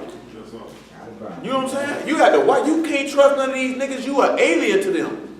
That's how that nigga we know caught that case about 10, 12 years ago. When them niggas robbed him, and he went and bust that nigga in the dome out east and digged a shallow grave in him and dropped him in the ditch, and they couldn't find that nigga, so they went and shot his daddy while they were holding his grandson. Right at that apartment, right up down the street, right up there, whatever they call it, some old. Because he wasn't from around there. Nigga was doing his thing. Nigga was like, well, that nigga ain't from around here anyway. We gonna do this to him. You know what I'm saying? That's how niggas think. You ain't from around here. When you sit back and you come in and you dealing with the word, you have to remember to sit back and look at it. You're not from around. You're not like these people. And you sit back and look at it, that's my mama, a daddy, sister, a brother, a friend. You're not like them anymore. You are an alien to them. You know what I'm saying? So when it get real, they gonna turn on you. 21:16. You got to believe me, the Lord gonna tell you. He said, you shall be betrayed both by parents and brethren and kinfolk and friends. And some of you shall they cause to be put to death, and you shall be hated of all men for my name's sake. That's how you know this wasn't 70 AD. This is how stupid these niggas is. Wasn't no Jews killed by they turned over by their parents or their brethren or their kinfolk or their friends when 70 AD hit. Them dudes were trying to band together and fight these people. You know what I'm talking about? They ain't turned over. Nero, I got about 3 of them here. You can come get them. You know what I'm saying? They didn't do that. Niggas so dumb they don't even actually read the history of what happened. That's about one of the rare times Israel came together. They hated these people. You know what I'm talking about? They fought against them. But you heard what he said? The Lord kept it real tight, man. He said not only your mama and your daddy, your brothers and your sister, your kinfolk, that means aunties, uncle, cousins, granddaddy, grandma. Then he took it even a step further. And your friends. You know they did the Lord like that too. All the people gave him up. So what make you think they're not going to do that to you? These people going to turn on you. And y'all steady be holding on. I'm telling y'all now, think it's a joke. Some of y'all ain't going to believe it till the people kicking in the door and your mama and your daddy standing right there talking about, there go one of them Nazarene niggas right there. That nigga always in here talking about their Jew, because they gonna sit back and look at it like this here. When the people go to killing and locking people up, I ain't going to jail and I ain't dying for you. You gonna find out how much they really love you. Because they hate God. What make you think they love you? Take it how you want it though. Job 19. I'm telling you, that's the part y'all don't be catching. You say you love God. Your people hate God and you think they love you. No, they hate you too. They tolerate you. They tolerate you. You know what I'm saying? I'm being dead honest with you. If your people hate God and you profess and you love God, then your people hate you too. They just tolerate you. You know what I'm saying? We just read that other day. If they persecuted me, they'll persecute you. If they hated me, they'll hate you too. If they receive your word, that means they receive me too. You know what I'm saying? You can't get around that. If they hate God, they hate you too now. They just tolerate you because it's either just they want to keep up appearances or it's some benefit they get from dealing with you. Because if they ain't got no benefit of dealing with you, some of y'all know y'all people leave you slap dab alone, ain't gonna call you, ain't gonna talk to you, ain't gonna add about you. When they add about you, it's just to do it. It ain't because they care. You know what I'm saying? You be like, boy, you talked to such and such the other day? Nigga say, you got their number, nigga, why you ain't calling? But you know that's the worst thing you ever see somebody ask you how they talk to somebody. You like, don't you got their number? Yeah, I got it. Then call them and ask them then. How you gonna ask me how somebody doing when you can call them yourself? That means you really didn't care. You just threw that out there. Or when somebody come around to somebody's house and say, so how such and such doing? You just ask it just if you really don't care. You know what I'm saying? Check it out though. Y'all just hit me out, man. Verse 20. We already read 20. So how did the Lord have pity on him? Because the hand of God touched him. You know, in Hebrews 5, he said in the days of his flesh, when he gave up what? Strong crying and tears and made supplication, he was hurting that he feared them. That means God had pity on him. Why else would God have mercy on him? Because he kept all my word. I son him for this said call. Don't you think if you being persecuted for the word and you stand on the word, God will have mercy on you? She ain't let you live at all, does it? Put one down, I gotta pick the other up. Hey man, that's muffin life. That's how it rolls. Verse 22. Why do you persecute me as God and are not satisfied with my flesh? He said, why do you persecute me as God? Because at the end of the day, who was doing that to the son? Was it man or was it God? It was God. We just read my sacrifice. You wouldn't have no power over me unless it was given to you from heaven. God, but they were coming to do it as if they were doing it on their own volition. They weren't satisfied with his flesh. We'll go back to what we looked at in John chapter 6 when he said, the flesh I will give, he said, the bread that I will give is my flesh. And they said, how can this man give us his flesh to eat? They weren't satisfied with the sacrifice. Come on, let's look at John chapter 6 where you read the people say that.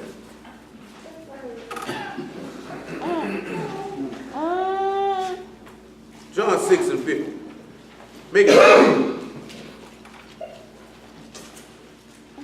So we can see one of the doctrines of the Messiah is he had to lay his life down there, didn't he? And we done already been dealing with, he said, take up your cross and follow me. I mean, you got to lay your life down. We'll look at 2 Corinthians chapter 5, maybe see. What's that, John what?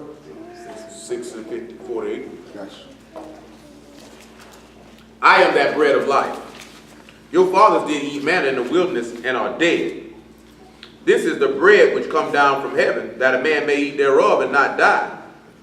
I am the living bread which come down from heaven. If any man eat of this bread, he shall live forever. And the bread that I will give is my flesh, which I will give for the life of the world. The Jews therefore strove amongst themselves, saying, how can this man give us his flesh to eat? They were sitting there looking at, we're not satisfied with that. Because after he hit that saying, some of the disciples said, this is a hard saying, who can hear it? And they stopped following it.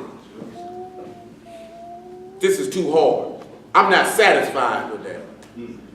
You know what I'm saying? They always ask him for a sign and a miracle to prove who he was. We're not satisfied with that. You know what I'm saying? That's why you see people turning away from the Messiah and rejecting him. I'm not satisfied with his flesh. His breath is strange to me. I don't know what this nigga's talking about. You know what I'm saying? Who is this nigga? Where did he come from? Why are we always talking about, can't nobody die for your sins? The law say nobody will be put to death. A man will be put to death for his own sin. Stupid nigga don't even realize he ain't getting killed for what you did individually. Got killed so your sins could be forgiven, you dummy. What bull or goat can redeem your sins, you retard? You know what I'm saying? So you just think all you got to do is say, I'm sorry, Lord. I won't do it again. And turn around and do it again. And then say, I'm sorry. You know what I'm saying? No, buddy. It's some blood got to be shed. Something got to be offered before God to be able to make that atonement. You saying, I repent is not an atonement. Don't let none of these niggas come and be with you with none of that stuff. Talking about that's all you got to do. Y'all done heard too much information to go for that. You know what I'm saying? Don't let nobody say, well, how can a man die for your sins? How many of y'all believe this man died for your sins and believe it because the book said it? You know what I'm saying? So when we look at it, knowing why, because the book said, not because we just say it, but we can actually see how that occurred. We can see how that occurred. We see how he can atone for our sin because it was his blood which purchased had to buy back the sins under the first covenant. I can't put these transgressions, God just don't sit back and look at stuff and be like, well, I'm going to just turn my head to it, it's gone. No, his son got to happen. You know what I'm saying? Son got to die. Because if I don't kill that, I got to kill you. That's what my law says. That's what them niggas don't be realizing. You committed adultery, I got to kill you. You know what I'm saying? You a sissy, I got to kill you. You a liar, what you got? You had to fall or something? No. That nigga went to the bike. Yeah, that nigga out there blowing wind. Yeah, out there blowing wind. We appreciate you having enough common courtesy to take your funky butt to the bike. I had to leave the room while I was doing that. Yeah. You know what I'm saying? I know everybody around your face just go to turning up what that smell is. But that nigga Breon said that time, that nigga said it smelled like sour eggs. It's all right, man. We appreciate you, man. We'll fall around the kids, man. They can't take that type of stuff. They lungs look. They can't take that carbon monoxide like that. Say they wants to live. You know what I'm saying? We ain't got to go. In 2 Corinthians chapter 5, because we just read it the other day, right? He told you that how we would no longer live for ourselves, but live for him who died for us. You know what I'm saying? That means that his flesh would be satisfactory for you. You know what I'm saying? Like a lot of y'all sit back and look at on Passover, you ate that bread and drank that wine, and some people just look at it as a ritual. When you're supposed to be looking at it is why you're doing it. You're doing it because you're showing that this man's flesh or his death or this sacrifice was satisfactory for you. You know what I'm saying? It hit the spot. Y'all know how y'all be looking, you get a meal, you have a plate, boy, that's satisfactory. You know that face you have on your face. I know you know. You eat 2-3 nigga plates. I bet she get a nigga plate tomorrow. Oh yeah, they ain't went out the window. Passover wasn't that long ago now. That was just last month. That nigga said, oh, you gonna eat it? I eat it. You know what I'm talking about? Slid it in there real smooth. That nigga said, I don't know if I'm be able to eat this. I'm kind of full. That nigga Brittany here like this here. What? Send it on over here. I'll eat it. That wash mouth too, she might do the same thing. You don't do the same thing? Yeah, she is. She is? Mm-hmm. I don't think so. We ain't hear about say that though. I heard that nigga. I was sitting right there. Nigga say, you done ate your plate, Joshua's plate, now you want her plate. You were hungry that day. You worked out that day? Nope. Ain't she ain't worked out? No. I just a usual. Look out. That's your usual. Yeah, that's I'll go right to the forehead too.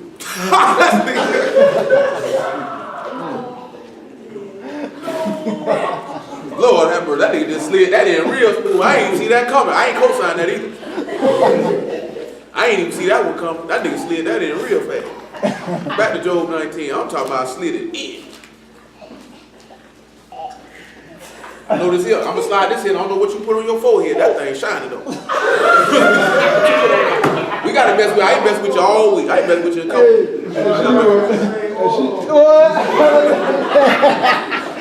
Brian, you said that. I gotta mess with you. I ain't messing with you in a while. Brian said he ain't put no oil. He said he got natural shine. He said, Glenn said you need to get where he at. Said get on his level. Get your shine. I want to stop traffic. As long as your head don't look like that picture I seen with that nigga head look, that nigga say that nigga head look like a donut. They put some bald headed nigga head right there and the donut right there look. That's what that nigga head look just like. Same way when I seen that nigga had his hair dyed looking like a pound of hamburger.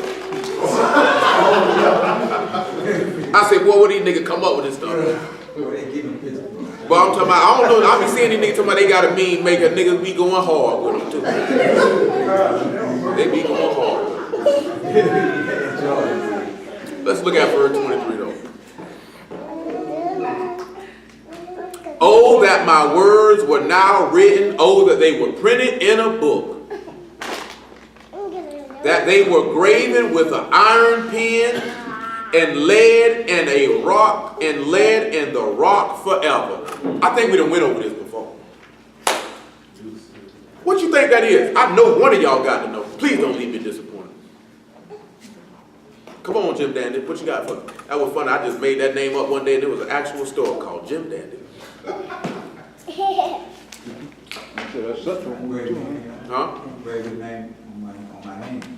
Yeah. We said, you see what he said, that iron pen?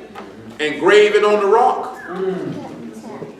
Did he just sit back and you remember what was the first covenant written on? On tables of stone, on a rock.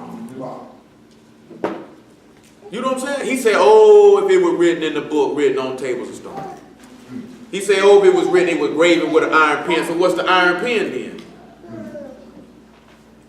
He pierced my hands and my feet. You don't think that's steel? You gotta remember back then, that would have been steel. That'd have been iron they shed through this man's hand. Boom! You know what I'm talking about? So that means the word was written right there on the hand. It was engraved. Read it on the book. Because remember, he the word made flesh. And he the rock. You know what I'm talking about? We just read all of that. Let's look at 1 Corinthians chapter 10. Let's see if he the rock. Let's see if he the rock, and let's see if they engraved it with an iron pen on his hand. I don't know. I'm not sure. I'm not sure. What it was? What's that? A rock. Yeah, 1 Corinthians 10. Yeah, that's a real store too, man. I think Nicole wants something with a picture of it. That was you something there? A real store up there in North Carolina called Jim Dandy. Corner store. Then we actually went and looked up what it was. Jim Dandy was basically, what's the word we're looking for? There's actually a terminology called dandy. Any of y'all ever read the book Art of Seduction before?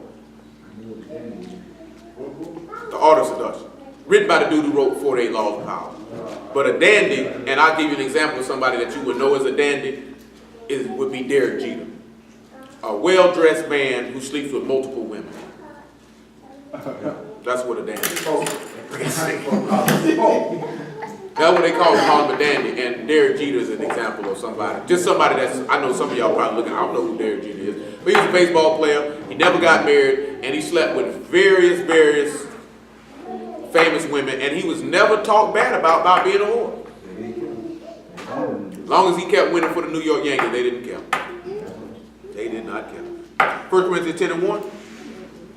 Moreover, brethren, I would not that you be ignorant how that all our fathers were under the cloud and all passed through the sea, and all were baptized under Moses in the cloud and in the sea, and did all eat the same spiritual meat, and did drink the same spiritual drink, for they drank of that spiritual rock that followed them, and that rock was the Messiah. John chapter 20, because we got to crank it up a bit, because we still got to hit some more points of the doctrines of the Messiah. Things that he taught. I still want to hit the other couple places I talk about where it says it's written in the book. Obviously, we sit back, he says it's written in the book, and the volume of the book is written to me. So when you sit back and you seeing this man say that this book, oh, it was a book engraved with an iron pen on a rock, you already know it was written on this man inside and out. John 20 and 24.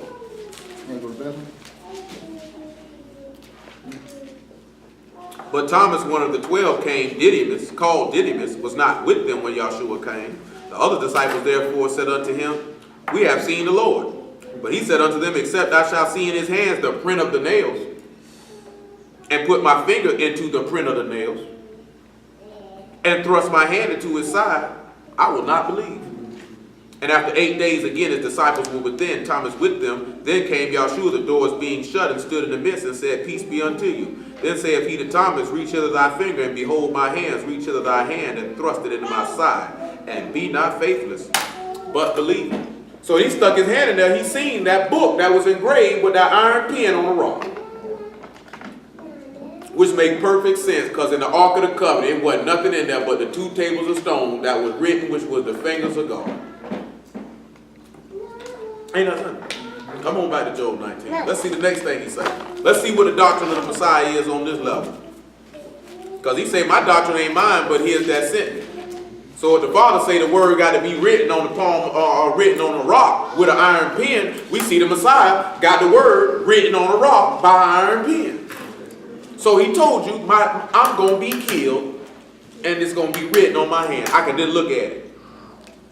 I seen a dude shooting that quad the other day, man, talking about, this dude told me this was the Messiah. He got to see who we're talking about. Right there in Zechariah, when he said, what are these wounds in your hand? The wounds that I received in the house of my friend. That's about the false prophet. Yeah, a false prophet don't say I got wounds from the house of my friend. You stupid idiot. You know what I'm saying? But I still got to show you this here before we leave here. How, if that's what you want, if you want lies, God will give you lies. He will give you exactly what you want. Verse 25, for I know that my Redeemer lives, and that he shall stand at the latter day upon the earth. We already read how the Messiah said, you will see me coming in the clouds of heaven at the right hand of God. You will see me stand on the earth at the latter day. Zechariah told you he'll stand on the Mount of Olives. Is that his doctrine? Is that his father? He didn't say I'm going to do it. My daddy already told you I was going to do it. I'm just coming back telling you what he already told you. He say, and though after my skin worms destroy this body, yet in my flesh I shall see God, whom I shall see for myself, and my eyes shall behold, and not another, though my reins be consumed within me. So now he's talking about the resurrection of the dead. Obvious. I'm going to want y'all to come back to Genesis chapter 1 on a particular thing that I didn't read verse 9 to y'all on what we looked at last night. But I want to read it in because I can tie this into 1 Corinthians 15 on the combine. Genesis 1 verse 6. Time is about 5 o'clock. 10 minutes about.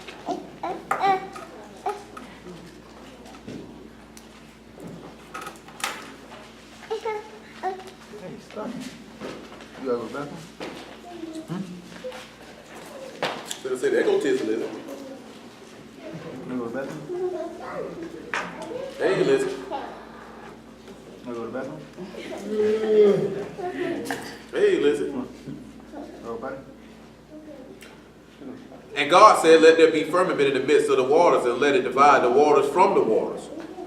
And God made the firmament and divided the waters, which were under the firmament, from the waters, which were above the firmament. No. Yeah. And it was so. And God called the firmament heaven, and the evening and the morning were the second day. And God said, let the waters under the heaven be gathered together unto one place, and let the dry land appear, and it was so. And God called the dry land earth, gathering together of the waters called he seas. God saw that it was good. So he called the waters that were under the firmament, he called them earth. Why would that be important for us that he called them earth? Versus the waters that were above the firmament, he called them heaven. What you think? Anybody got an idea? If he called the heavens, the first firmament that was above the firmament, heaven, and that was below the firmament, earth, why would that be important for us? Oh, like we were talking about yesterday with carnal and heaven. Let's look at 1 Corinthians chapter 15.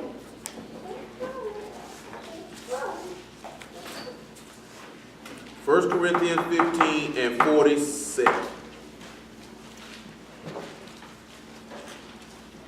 After that, Philippians chapter 3 and about verse 20.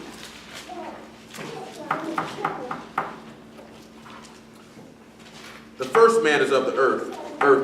The second man is the Lord from heaven. See how you get out of that one? His eye wide open too. As is the earthly, such are they that are earthly. And as is heavenly, such are they that are heavenly. And as we have borne the image of the earthly, we shall also bear the image of the heavenly. Now this I say, brethren, that flesh and blood cannot inherit the kingdom of God, neither doth corruption inherit incorruption. He separated the heavens from the earth. Now you got to remember, we looked at that red heifer, right? And he was talking about waters of separation. If you of the waters that, but remember he told the people what we read last night, you are from beneath. I'm from above. He would tell them, you from the earth, you the waters under the firmament. I'm the waters above the firmament. Paul telling you here, you can't get in God's kingdom if you the waters beneath the firmament. You're going to have to be changed. You earthy, you carnal. You can't get in. It's going to be impossible. Look at Philippians 3.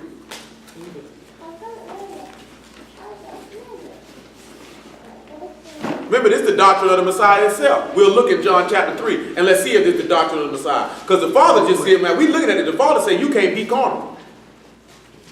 The earth can't inherit heaven, can it? That can't happen. Philippians 3 and 20. For our behavior is in heaven, from whence we look for the Savior, the Lord, Yahshua the Messiah, who shall change our vile body or our earthly body, because we were waters under the firmament. He was never water under the firmament. He became water under the firmament. He became earthy. He became a man. Remember, we just looked at that Wednesday. How did you become weak like one of us? Because it behooved him to be made like unto his brethren, that through the sufferings of death, he might destroy him that had power over death, that is the devil. Because the Messiah never was waters under the firmament. He was never earthy. Y'all do understand that, right? That he was never earthy. He became earthy. We already read it. I prepared a body for you. That means if I prepared a body for you, you were heavenly from the jump. You came down from heavenly and became earthly to return back to being heavenly to make all of us heavenly. You know what I'm saying?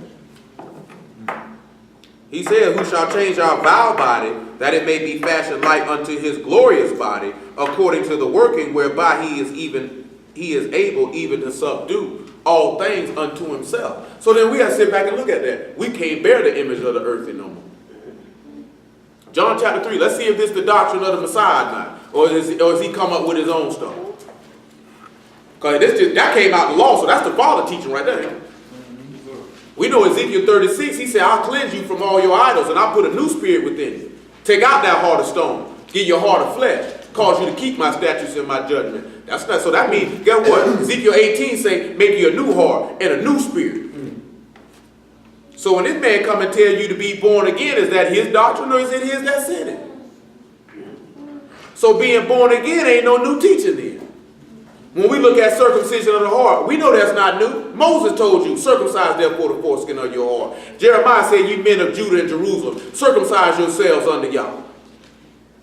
We got Joshua circumcising the people the second time, who came out of sin that weren't circumcised the first time. That's the doctrine of the Father. That's not the Son doctrine. So when you got Paul teaching circumcision of the heart, he got that from the Son, who got it from his daddy. So his doctrine ain't his, it's his that said it. So when you abide in the doctrine of the Messiah, you actually abide in the doctrine of the Father.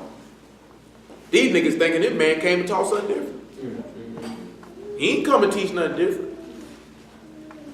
John 3 and 3. Yahshua answered and said unto him, truly, truly, I say unto thee, except a man be born again, he cannot see the kingdom of God. Nicodemus saith unto him, how can a man be born when he is old? Can he enter the second time into his mother's womb and be born?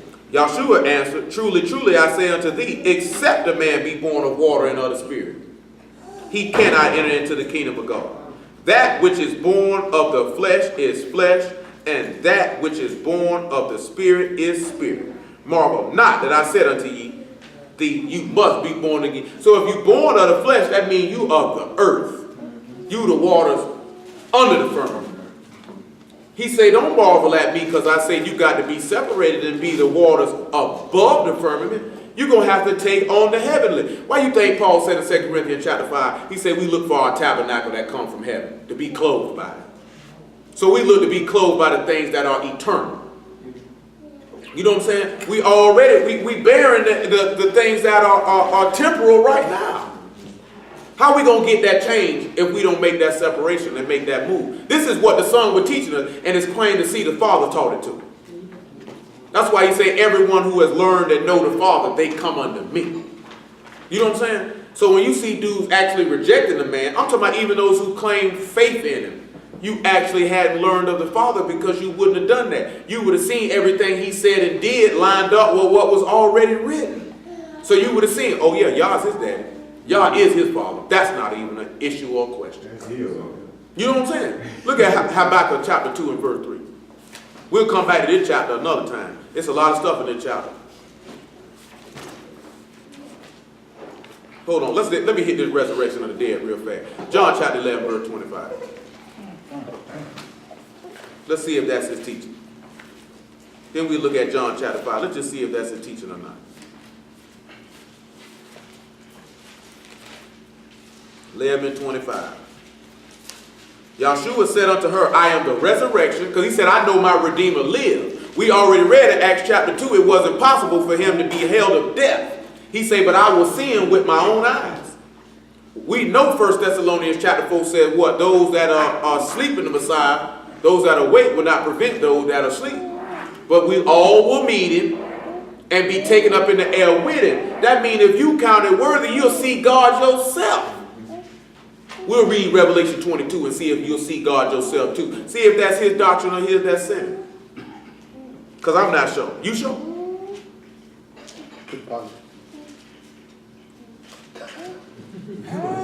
You don't help me out there, man. You're not a straight man at all. Just don't help me out at all. I'll fire you, man. Fire you. Yahshua said unto her, I am the resurrection and the life. He that believe in me, though he were dead, yet shall he live. And whosoever live and believe in me shall never die. Believe thou this? And she saith, Yea, Lord, I believe that thou art the Messiah, the Son of God, who should come into the world. You're going to have to believe that. But you need to believe it as according as it is written. Not just because you say, I believe Jesus is the Christ. I believe Yahshua is the Messiah. You got to actually believe it. Why if you sit back and know that, man, you look at all these Hebrews, they argue and tuss about, should you say Jesus? Should you say Yahshua? Should you wear fringes? Should you not wear fringes? Should we keep the lunar Sabbath or keep the weekly Sabbath? Should we do this or should we do that? And none of them know the man. None of them have changed. None of their lives are different. Everything is the same. What purpose is this what you do? You know what I'm saying? You might as well stayed and ate, drank, and be married because tomorrow you die. You know what I'm saying? People don't really take this as seriously as they ought to take it and see how serious this is. Man, this just ain't something to do.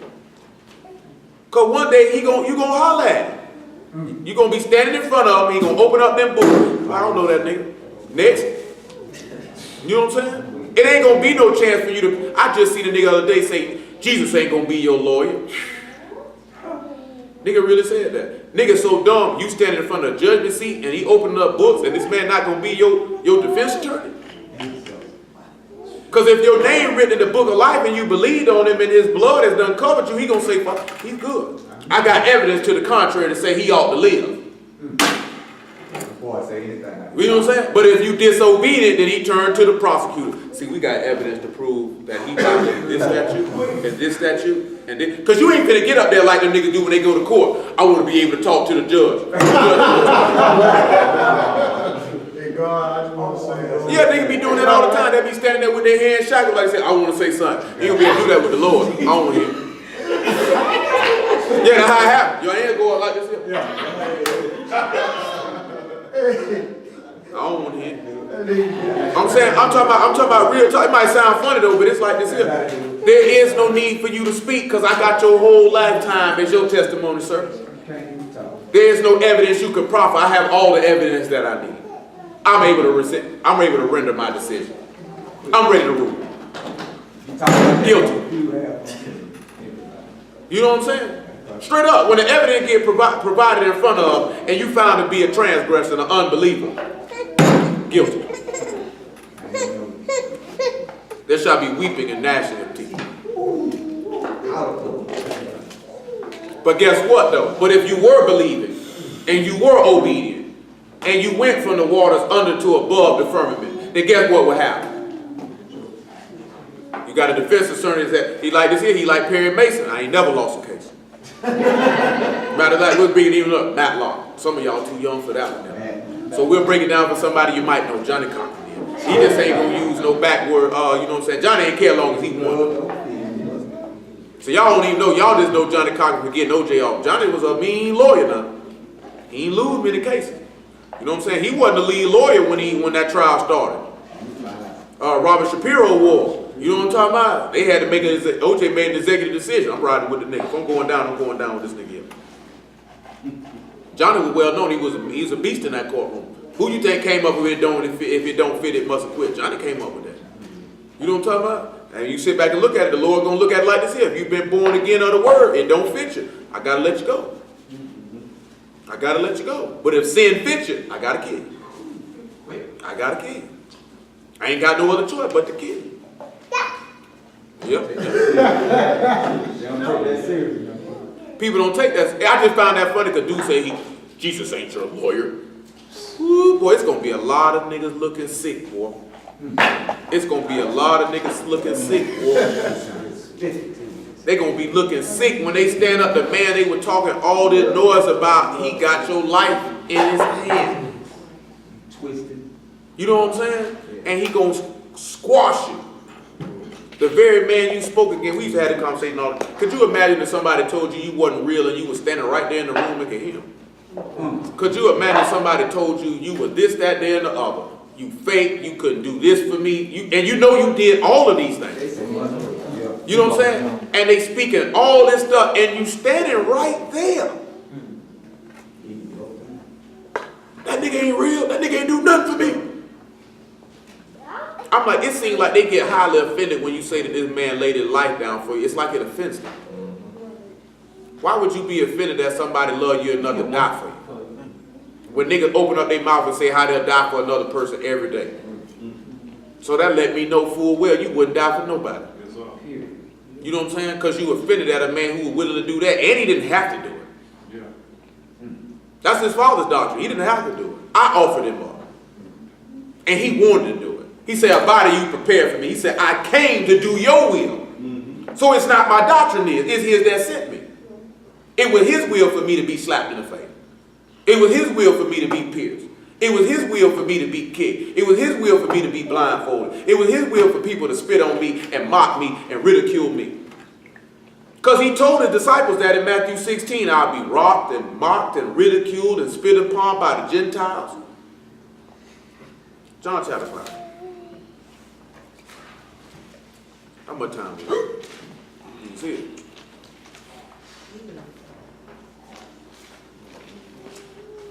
How much water time? You can't see it. See it? So you just gonna do your game like that? Hey man, come over there and shank that nigga like on special.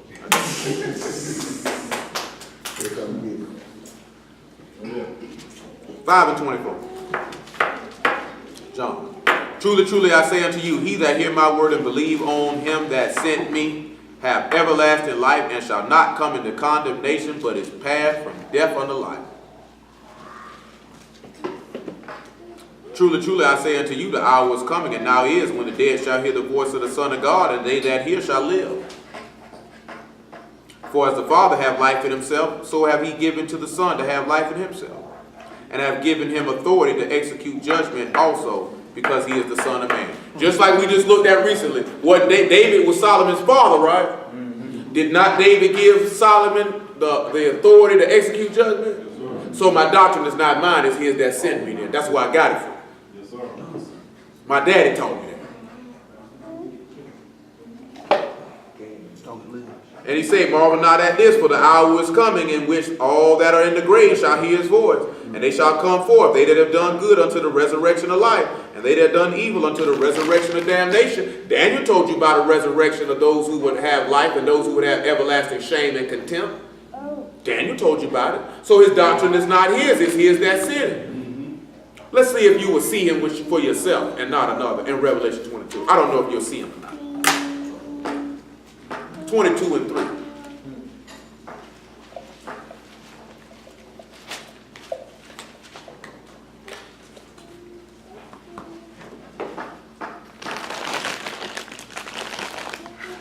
So let's look at some of the things we looked at. Have we seen that the Messiah's death and sacrifice was not his doctrine, but the Father's doctrine, right? Yes, sir. We sat back and looked at his sufferings was not his doctrine, but his Father's doctrine, right? We also seen that being born again and turning from sin was his Father's doctrine and not his doctrine, right? So we also see the resurrection of the dead as not his doctrine, but the Father's doctrine, right? So what's wrong with these niggas then? And there shall be no more curse. So that, you know, and you know what all that shows? And that they missing it and they can't see it, and he allowing us to see it. What you think gonna happen to you if you're disobedient to it? That's my seed. You know what I'm saying? So don't you think that would give you the motivation necessary to be like, I can't go out like that. I can't go out like that. I won't go out like that. I refuse to go out like that. You know what I'm saying? The same way, man, look at, man, the day I got sentenced, you know what I'm saying? I saw them, I went to counting it up. I said, Lil Muffin be 18. I ain't selling no more dope. And I mean that. I ain't going back to prison. That's over with. And I meant that. You know what I'm talking about? Look me in the face, boy. I'll sleep up on the underpass before I sleep with 72 niggas talking about some zoom zooms and wham whams in their child time. I'm not doing that. You know what I'm saying? I'm good on that. You know what I'm saying? Some niggas say I ain't going back to prison, but they just be talking. You know what I'm talking about? Well, I meant that. Because I knew I ain't want to go to prison before I got there. Because if that's the case, I would have joined the army. Because it's the same thing. You know what I'm saying? Because my homeboy asked me, did you learn your lesson? I'm like, if any nigga got to go to prison to learn a lesson, he was already stupid. You know what I'm saying? Nigga got to know you don't want to go to prison. Nigga was doing everything in their power to avoid going to prison. Why would I want to be surrounded by men every day? Why would I want to be in here with people who could slap fire for me in this actuality? There ain't nothing I can do. I could do something, but I'm going to be killed afterwards. And these niggas going to watch these people beat me to oblivion. And then talk about, boy, that nigga crazy, boy. You know he should have swung on that sucker, man. They beat him too, boy. They beat him, man. That wasn't right how they did it, man. Somebody write a mom and tell him what really happened. No. You know what I'm saying? So you gotta have the same thought process. I ain't going to hell, bro. Under no circumstance, I'm not going. You know what I'm saying? I'm not going. That's how your mind got to be. You know what I'm saying? You ain't got to run around and tell people I ain't going to hell. Y'all know, y'all sat in the room and had a nigga stand up in front of y'all. I ain't going to hell for none of y'all. And he running the fastest one running there. Stood up in front of all y'all, made a big old speech telling, I ain't going to hell for none of y'all. All y'all got to get right. That nigga around here fornicating their brains out that we speak. Nigga don't keep no Sabbath. Nigga don't talk about no word. Nigga ain't think about no word. Nigga say it was too tight for him. It was too strict. I couldn't do it. At least I tried. That's that nigga. That's your response to going to hell. At least I tried. Obviously, you didn't try hard enough. I'm just telling you now. It ain't no need. You ain't got to walk around and just always adamantly saying, I ain't going to hell. Just show it. I mean, you know, sometimes you going to tell a nigga, boy, I ain't going to hell. Boy, I mean that. But you know what I'm talking about. Always got to tell a nigga I ain't going. Nigga say something that ain't even really got nothing to do about going. I ain't going to hell. Nigga, what you talking about? I asked you, did you go to deep hot? Nigga, ain't nobody asked you for all that. You know what I'm saying? Straight up, you know how niggas get. I ain't going to hell. Niggas like, nigga, I didn't ask you. I asked you where you want to go eat for dinner tonight.